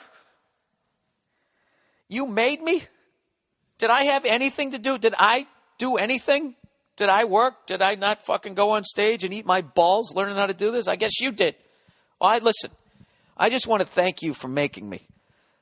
Without your hard work of going through, I can't imagine how many how many people live in this country? I just can't imagine when you're just going through the mug book trying to figure out who you've decided will become a professional comedian. That just is, and the fact that you also have a day job during the time where I guess you're grossly underpaid. That's just incredible to me. Sir, what the fuck do you want from me? Let me ask you this. Okay? If Hollywood called you and asked you to be in a movie, you're going to say no? You're going to say no. All right? And like you told your mom, hey, listen, Mom, don't worry. I'll come over and I'll clean up your yard this Saturday. All right? And then all of a sudden Hollywood comes to call and says, hey, do you want to pretend you're a lot tougher than you are and get into a gunfight and get shot by, I don't know, whoever your favorite actor is? You're going to say, no, I have to go, I got to stick with, you've never broken a fucking, you know what, fuck that. Even like a playoff game comes along, you've never fucking had to change a schedule. Sir, I had to cancel some dates. I didn't cancel them, I rescheduled them. The fuck do you want from me? Do you want me to stay in the strip malls for my entire career? Telling jokes? I did that. I'm trying to fucking, And all these movies do is make more people know who I am, so more people come out to my shows so I can keep writing more hours and having a good time. All right? I don't even know why I'm talking to you. You said you're never going to listen to my shit again. Right? Are you a man of your word? After you're saying I'm not a man of my word, if you're actually listening to this, then you're a fucking hypocrite. All right? What's the matter? Huh? Jesus Christ. You fucking pissed on your sweatpants this week. I don't know what the fuck that was all about. You didn't even say what it was. You made dates all around the country and then canceled them. What the fuck are you talking about? I had one tour I had to move around, and I fucking did the first 2 dates. Then I've made up 1, 2, 3 since then and added another one. that wasn't even on that original tour. So go fuck yourself. All right? All the tickets are honored. And if you can't make that date, you get it refunded. Jesus Christ. You know, that tour that I was going to do, I was just going to land in Boise, you know, jump on a bus and knock them all out in 10 days. Now, because that whole thing blew up, now I got to get on it. You know, it's like an extra 10 airplane rides. You don't hear me bitching? Do you? You fucking cunt. You're a real cunt, and fuck you and everything you do. That was worth it. That was worth him getting mad. That's fucking tremendous. Sir, you know what? As much as you disappointed me, you're a real disappointment. You fucking jerk off. You've liked me for 15 years, one canceled fucking gig, and now you're saying fuck me and everything I do? I make that pumpkin pie this week. You're saying fuck the pie too? That's a part of it. You're saying fuck America if you're saying fuck pumpkin pie. But I am a real cunt. I can't argue that.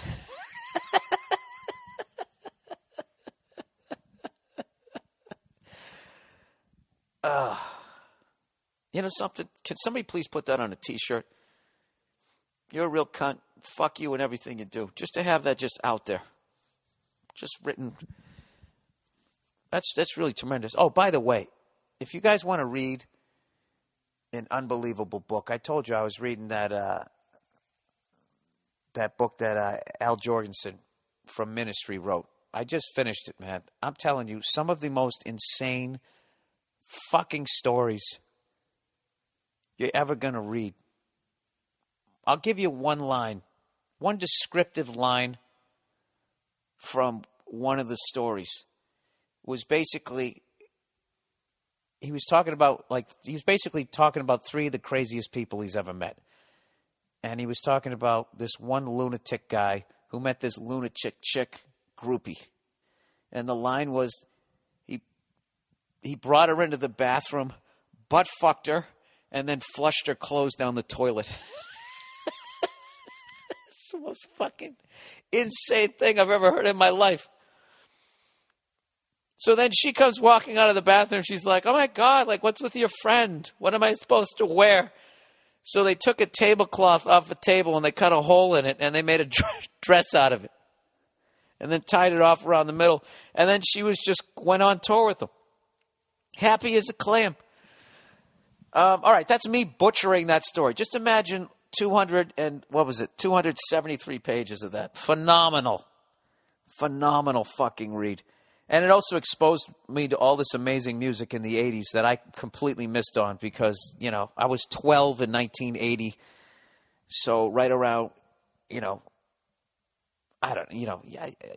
listen to good music when you're in your teenage years unless you have really well-informed older siblings. Like the youngest kid in the family usually knows what to listen to.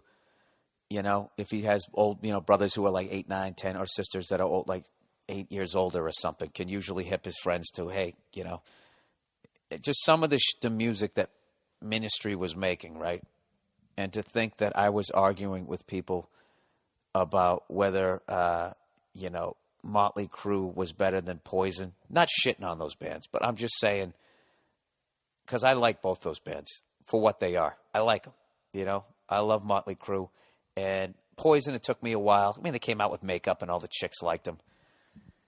And, so they were easily hateable. So was Bon Jovi and all that. Oh, my God, he's so dreamy, Oh, those guys fucking suck, right? You just start doing that shit. But if you just look at them for what the fuck they were doing, it's all right? But anyways, I had no idea. I had no fucking idea.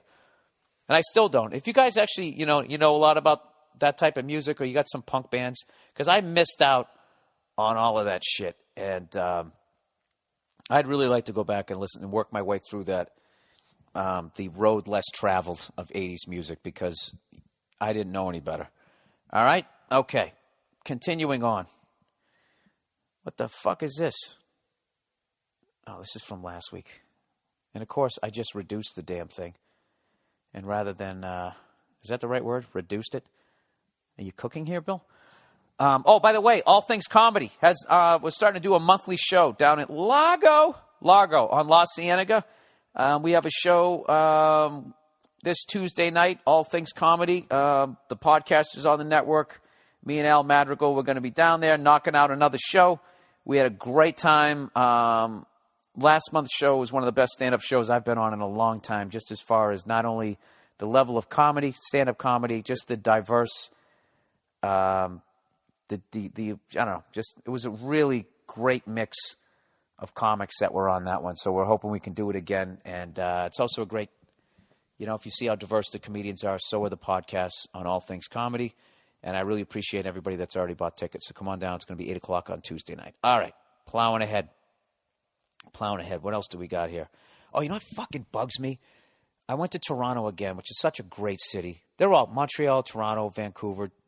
I just have a great time when I'm up there, and I can't wait to run through that country up there in March of next year is when we're shooting to tour that country. But every time I go to Toronto, I always go, I got to go to the El Macambo because that's where Stevie Ray Vaughan, he recorded that, I guess, live at the El Macambo, and I fucking still didn't get to do it this time. Just didn't have enough goddamn time. It's annoying. So anyways, let's plow ahead here. Mother Teresa is what this next one is called. Bill, you mentioned in your YouTube tour of Boston something to the effect of that someday someone is going to write a tell-all about Mother Teresa. Yeah, I was just joking around. He said someone did. Here's the link. Here's a link to the documentary based on the book. Quick summary, she was a cunt. Come on. 100%? She wasn't helped some people out? Jesus Christ. Well, you know what? If Mother Teresa can be called a cunt, I guess I should take the fact that I'm a real cunt. You're a real cunt. You realize that? All right, College Stadium. Oh, hey, by the way, anybody ever been to Italy? I'm going to go there to get acclimated to the time before I do the European tour. I just said, fuck it, Why just go over there and bang out a bunch of shows? I never get to see anything other than the backs of comedy clubs. I want to go see some shit, so I've decided that I'm going to go over, a couple, 2-3 days over in Italy. And I'm leaning towards going to Naples. Anybody at all. If you've ever been there, can you give me some places to go? I want to go see a fucking opera over there. Get all dressed up, bring a little handkerchief, cry like a little girl, Take the whole fucking thing in. Have some sketty. And then I'm off. I'm off on my run. So if you guys have any suggestions, I would really appreciate it. And speaking of which, there's really just a lot of announcements this week. Had a lot of shit happen. Thank you to whoever brought me the Ken Burns' The War on DVD. That was ridiculously generous of you. You did not have to do that. And believe me, I will be watching that once again the second I get through all of Ken Burns' the rest of them. Because I've already seen that one, but I definitely want to watch it again because it's like such a history lesson. Just as far as you can just see, first we went here, then we went here. This is where this island is. This is where the Battle of the Bulge was. Really fucking fascinating. So thank you for that. All right, College Stadium. Bill, I am. A group of my buddies and I want to take a trip somewhere random and catch a good college football game. Not necessarily just the game of the team, but also a great stadium. We're all in our mid-20s and live in Florida. Been to plenty of Gators and Seminoles games. I was going to say, Jesus Christ, well, you don't have to travel. You got it right there. Which college stadium would you suggest we make our trip to? Somewhere that serves beer during the game would be a plus, but not a requirement. I don't know that the NCAA, any of the college stadiums serve beer. I never noticed that they didn't at the Rose Bowl because I was so fucking shit-faced that I didn't need any more alcohol, so I never I'm usually trying to buy something to absorb all the booze that I've ingested. But I don't think that you can. That's what my friends have been telling me. We were just in College Station, and they didn't sell it there. They didn't sell it at the LSU game. So anyways, in other words, what's the best college stadium atmosphere that you've been to that you would recommend visiting? Love the podcast, blah, blah, blah. Go fuck yourself. Okay. Yeah, I like that you phrased it that way because I'm only going by what I've done. I got to tell you, LSU, Alabama in Baton Rouge was, even if you're not a fan of the sport, you realize that you're at something legendary and special. Just SEC football in general, like the level that it's being played at, they're in another golden age of that conference. And I'm blown away by how well-behaved and polite the fans are. Because, the stereotype of Southerners, walking around, oh, what are you doing over here, boy? Get out. We don't like your cat around here. It's nothing like that. It's nothing. Most of that shit is just from watching Mississippi Burning and Hollywood's version. I'm not saying that those guys don't exist. All right? It's kind of like that Ray Donovan character. Like, that character is supposed to represent, like everybody on the East Coast, basically the Northeast, that's how people are.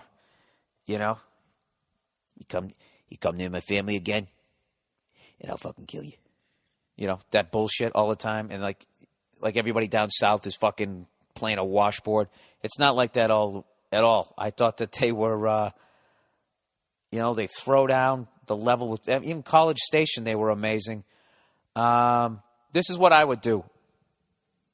I would pick, if you're a fan of any other team, going to a home game against one of their big rivals is awesome. It's fun to go to a game where you actually give a shit about the team. So you kind of have a dog in the fight.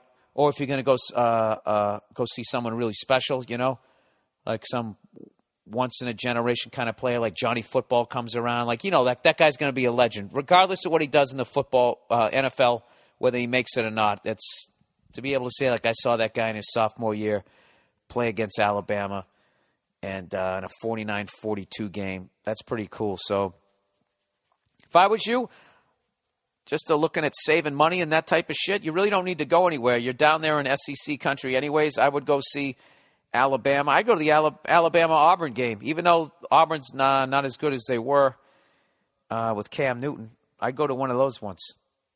For some reason, the Florida-Georgia game in Jacksonville does not interest me because that it's an away game for everybody because they were worried about the behavior of people. I want to see their behavior. I like when there's one team going into a hostile environment. So, like I saw Texas, Oklahoma at the Cotton Bowl, and that was awesome, and it was a great, legendary stadium to go to. But there was definitely something missing. There was no, you're in our house now vibe was not there. So, I don't know. Jesus, am I fucking meandering this week or what? So if I was you, I would either go to Tuscaloosa, I'd go to Baton Rouge. Tennessee, for some reason, looks fucking insane to me.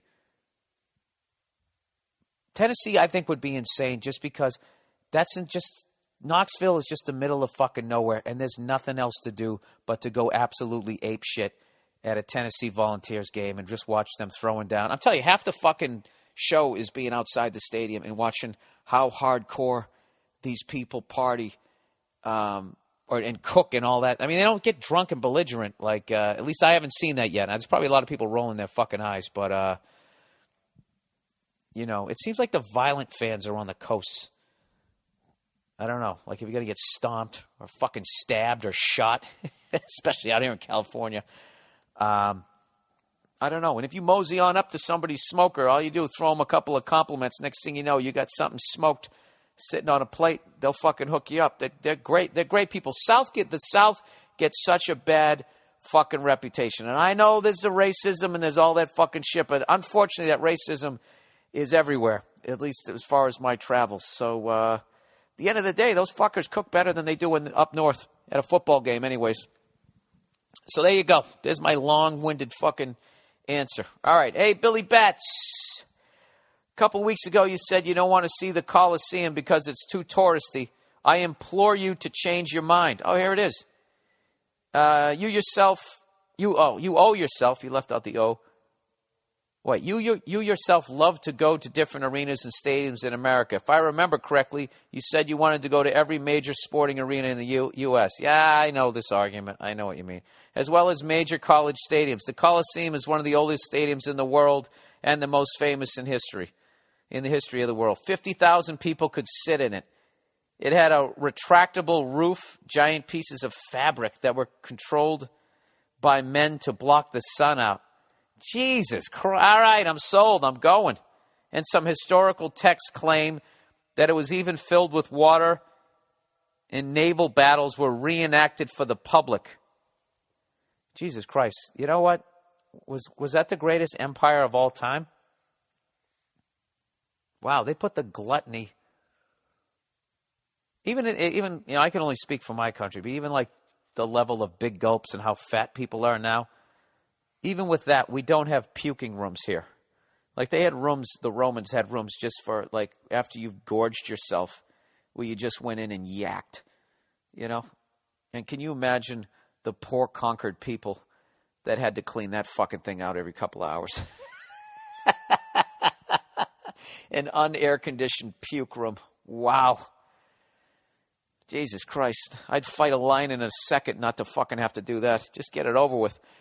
He said, yes, it is a very touristy place to go, but it is the most famous arena in the history of the world. It was built nearly 2,000 years ago and still stands today. I guarantee you that eyesore in Dallas won't be standing in 2,000 years. P.S. My girlfriend watched your episode of New Girl and said it was the first time she ever saw you not yelling. Jesus, I'm getting pounded this week, but I can't argue any of it. I am a real cunt and I do scream a lot. All right, well maybe I'll do that. Like, look, I have plans of for the rest of my stand-up career of continuing to expand my tours through Europe and wherever else they'll have me, Australia, and I want to see it, man. I'm only here once. I want to see it. And Italy, I don't plan on just going to one time. Like there's all these different, through all these years of watching Mario Batali, who gets my vote as the coolest fucking redhead on TV. All right? Just his knowledge and passion for that country and their food and all the different places to go. He's made me want to go to so many different parts of Italy. So I'm just starting with this one. I guess I should start with Rome, but it just seemed hacky to go there. So I don't know. I mean, the game plan always was to tour, make a little bit of money in Europe, and then blow all of it in some awesome country. So that's basically it. I probably won't be making that much money in Europe because people don't really know me. And but, you know, how much does spaghetti cost?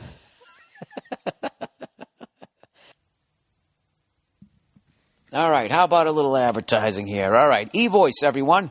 If you're an entrepreneur and a customer calls, do you want it to seem like you're in a high-rise, window-view, fancy-pants office? Or do you want them to know that you're just sitting there in your underwear in a one-bedroom apartment, you know, all sweaty on a futon? That's not good for business. What do? If you can't afford the high-rise, go to eVoice. With eVoice, you can create the appearance of an entire building. Sales, customer support, tech support, you name it, it's going to seem like you got it. Give your customers the royal treatment with eVoice. eVoice will forward your business calls to your home, mobile, or any number you choose, wherever you are. eVoice will find you. Don't have time to take a call? No biggie. It's routed to your voicemail, and you can read it at your convenience as an email.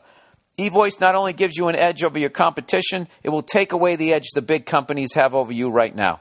And now you can try eVoice for free for 30 days. Go to eVoice.com or just go to the podcast page at BillBurr.com and click on the eVoice banner. That's eVoice, everybody. And finally, LegalZoom. A lot of pride comes along with starting your dream business, doesn't it? Heart swells up, little tear in your eye.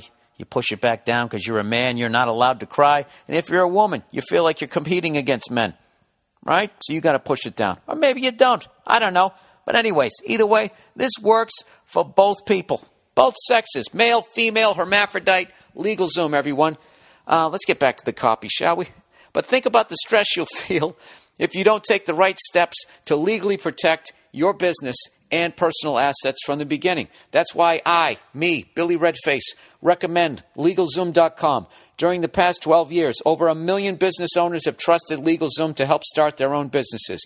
LegalZoom will save you a lot of time and a pile of money on startup costs. Plus, they'll provide solutions to help you run a successful business. LegalZoom can provide self-help services at your specific direction or connect you with an attorney, but they are not a law firm. Just go to LegalZoom.com today to see what's right for you. Form an LLC, get a DBA, incorporate, or form a nonprofit, all starting at just $99. Plus, You'll save even more when you enter Burr, B-U-R-R, in the referral box at checkout. That's LegalZoom.com, promo code Burr. One more time, LegalZoom.com, promo code Burr. There we go. Bill, here is a dilemma.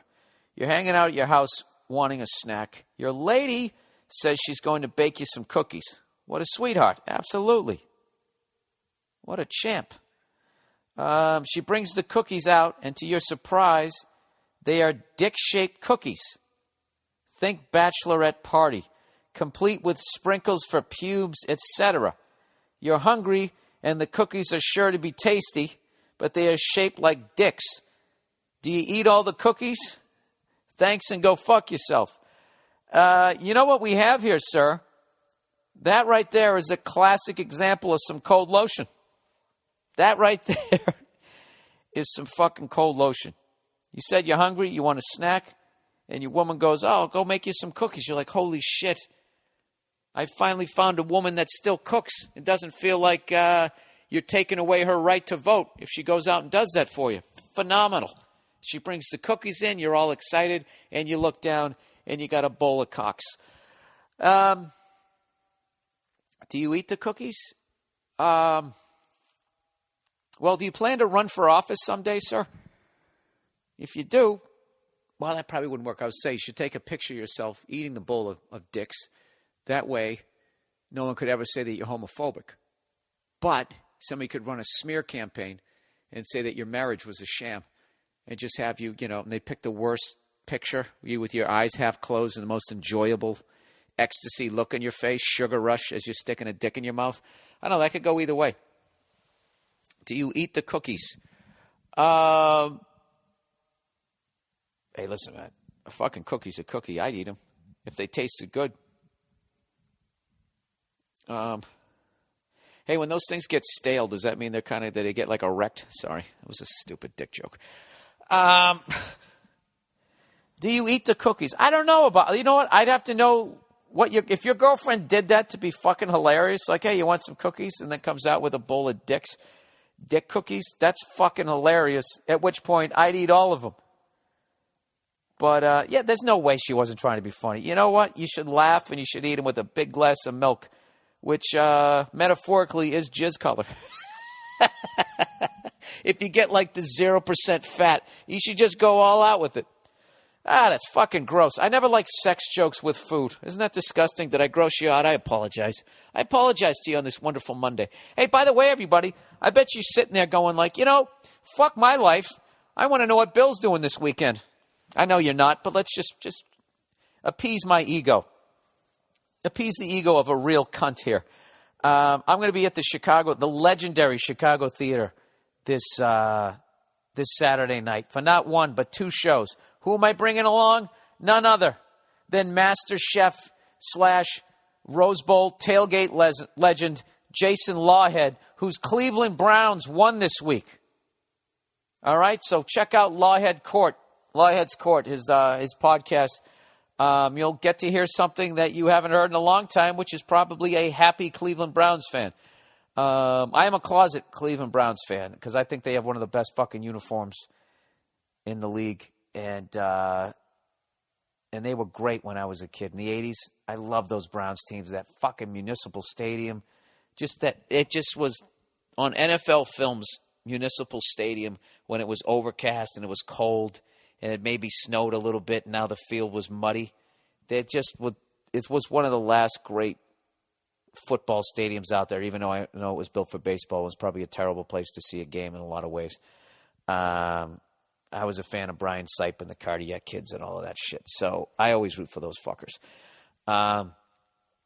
So anyways, yeah, I'll be at the Chicago Theater. Unfortunately, I'm coming in and coming right back out, flying in the day of and then leaving. I wanted to try and maybe take in, I think Northwestern's at home. I know Notre Dame is at home. I was going to try to drive over there, but I think it's too long a fucking drive. But anyways, if you guys have any suggestions on a great place to eat, I don't want to get deep dish pizza. I don't want to do that. How about more like a steak place? That deep dish pizza, man, like you always order one. You're like, I got this. And it becomes like a man versus food moment. It is It is delicious. You know what? Fuck it. How about a steak place and a good place to get a deep dish pizza? You know what you guys should do? You guys should try to see how fucking fat you can make me. Just subtly. Just all get together like that guy suggested, like you're all in communication with each other.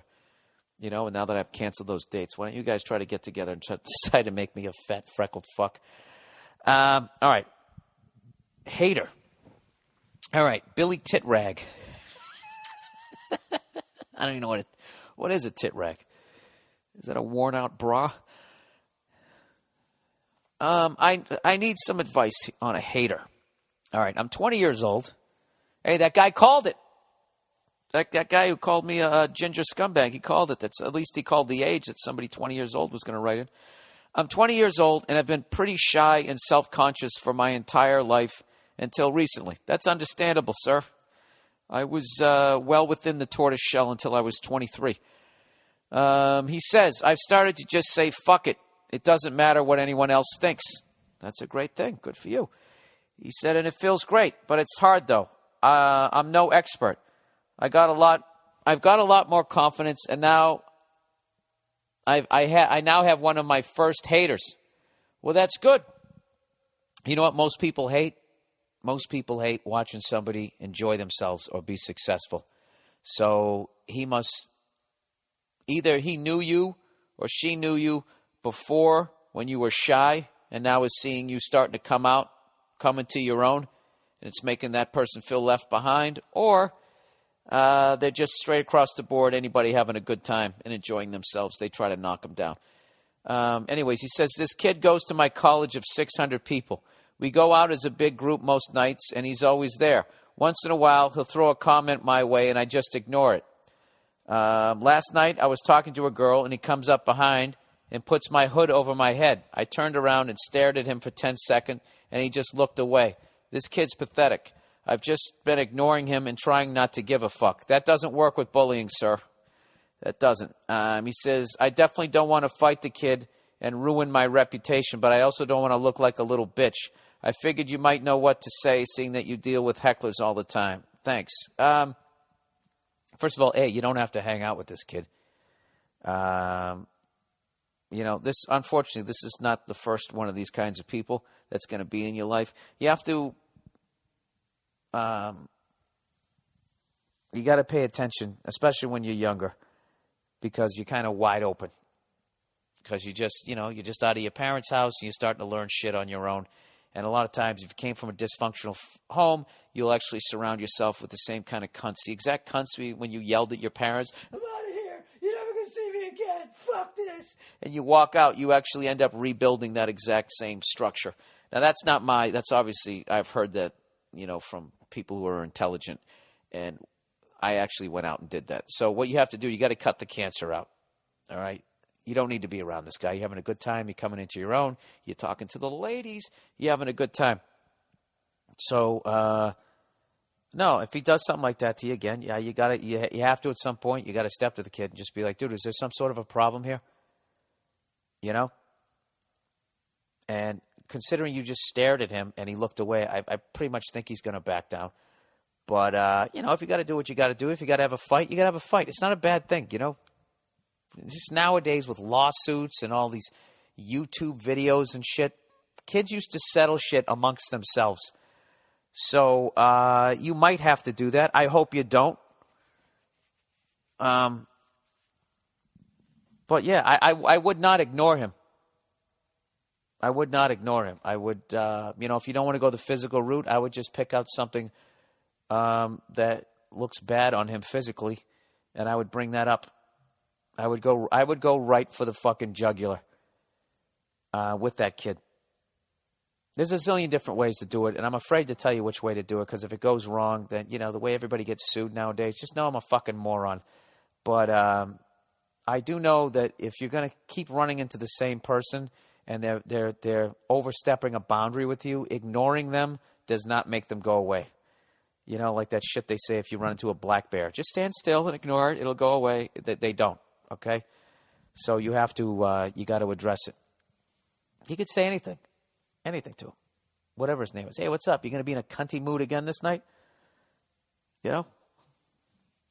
can you do me a favor? Maybe rub one out before you come over here with your frustrated fucking energy? Something like that. I don't know. Except don't start it when you say energy. Energy. I don't know. I don't know if you know how to fight. If you know how to fight, I'm not saying to do it, but there is a reason God allowed you to ball up your fist. Hey, if God didn't want us to punch anybody in the face, would he have blessed us with fists? Isn't that an amazing thing about your hand? How it can caress somebody or fucking choke them to death? Just the options. That's why I don't think he's going to judge you. You can fucking really do whatever you want. You know? You're going to fucking just give people the I've been doing a bit about this. You're going to give people freedom of choice. And then you're going to get upset when they make the wrong choices. You're going to make them flawed, and then you're going to get mad. I don't understand that. I really don't. All right. Anyways, that's the podcast for this week, everybody. I hope you had a good time. Just to let you know, this week, once again, I'm going to be in the Chicago Theater, and then I have after that. And I can tell you one guy who's not going to be there. That guy from earlier this week. I lost one, everybody. He's not even listening to this right now. Anyways, you know what? I should get the email of the guy from the past week who got all pissed off about the El Paso one. I got to get that from my guy who helps me with all this shit. I should let him know that it's been rescheduled and that he can get his money back and all that. I still feel bad that he drove 4 hours. I knew that was going to fucking happen. Anyways, here we go. October 3rd, I'm going to be, October 2nd, the rescheduled show in El Paso is going down. It's going down, all right? And I will try to do something extra special to make up for the fact that all these people drove out there and then it fucking rained, which was beyond my control. And you know what's fucked up? I had such a good time driving from El Paso to San Antonio that I think I'm actually going to drive from L.A. to El Paso. It's a 12-hour drive, which is, that's nothing. That's nothing to, I've been doing the road for a long time. I already know how I'm going to break it up. Break it up. See, break it up. All right. October 3rd, I'll be at the San Jose Center for the Performing Arts. October 4th, Paramount Theater in Seattle, Washington. We are the loudest. October 5th, I'll be at the Celebrity Theater in Phoenix, Arizona.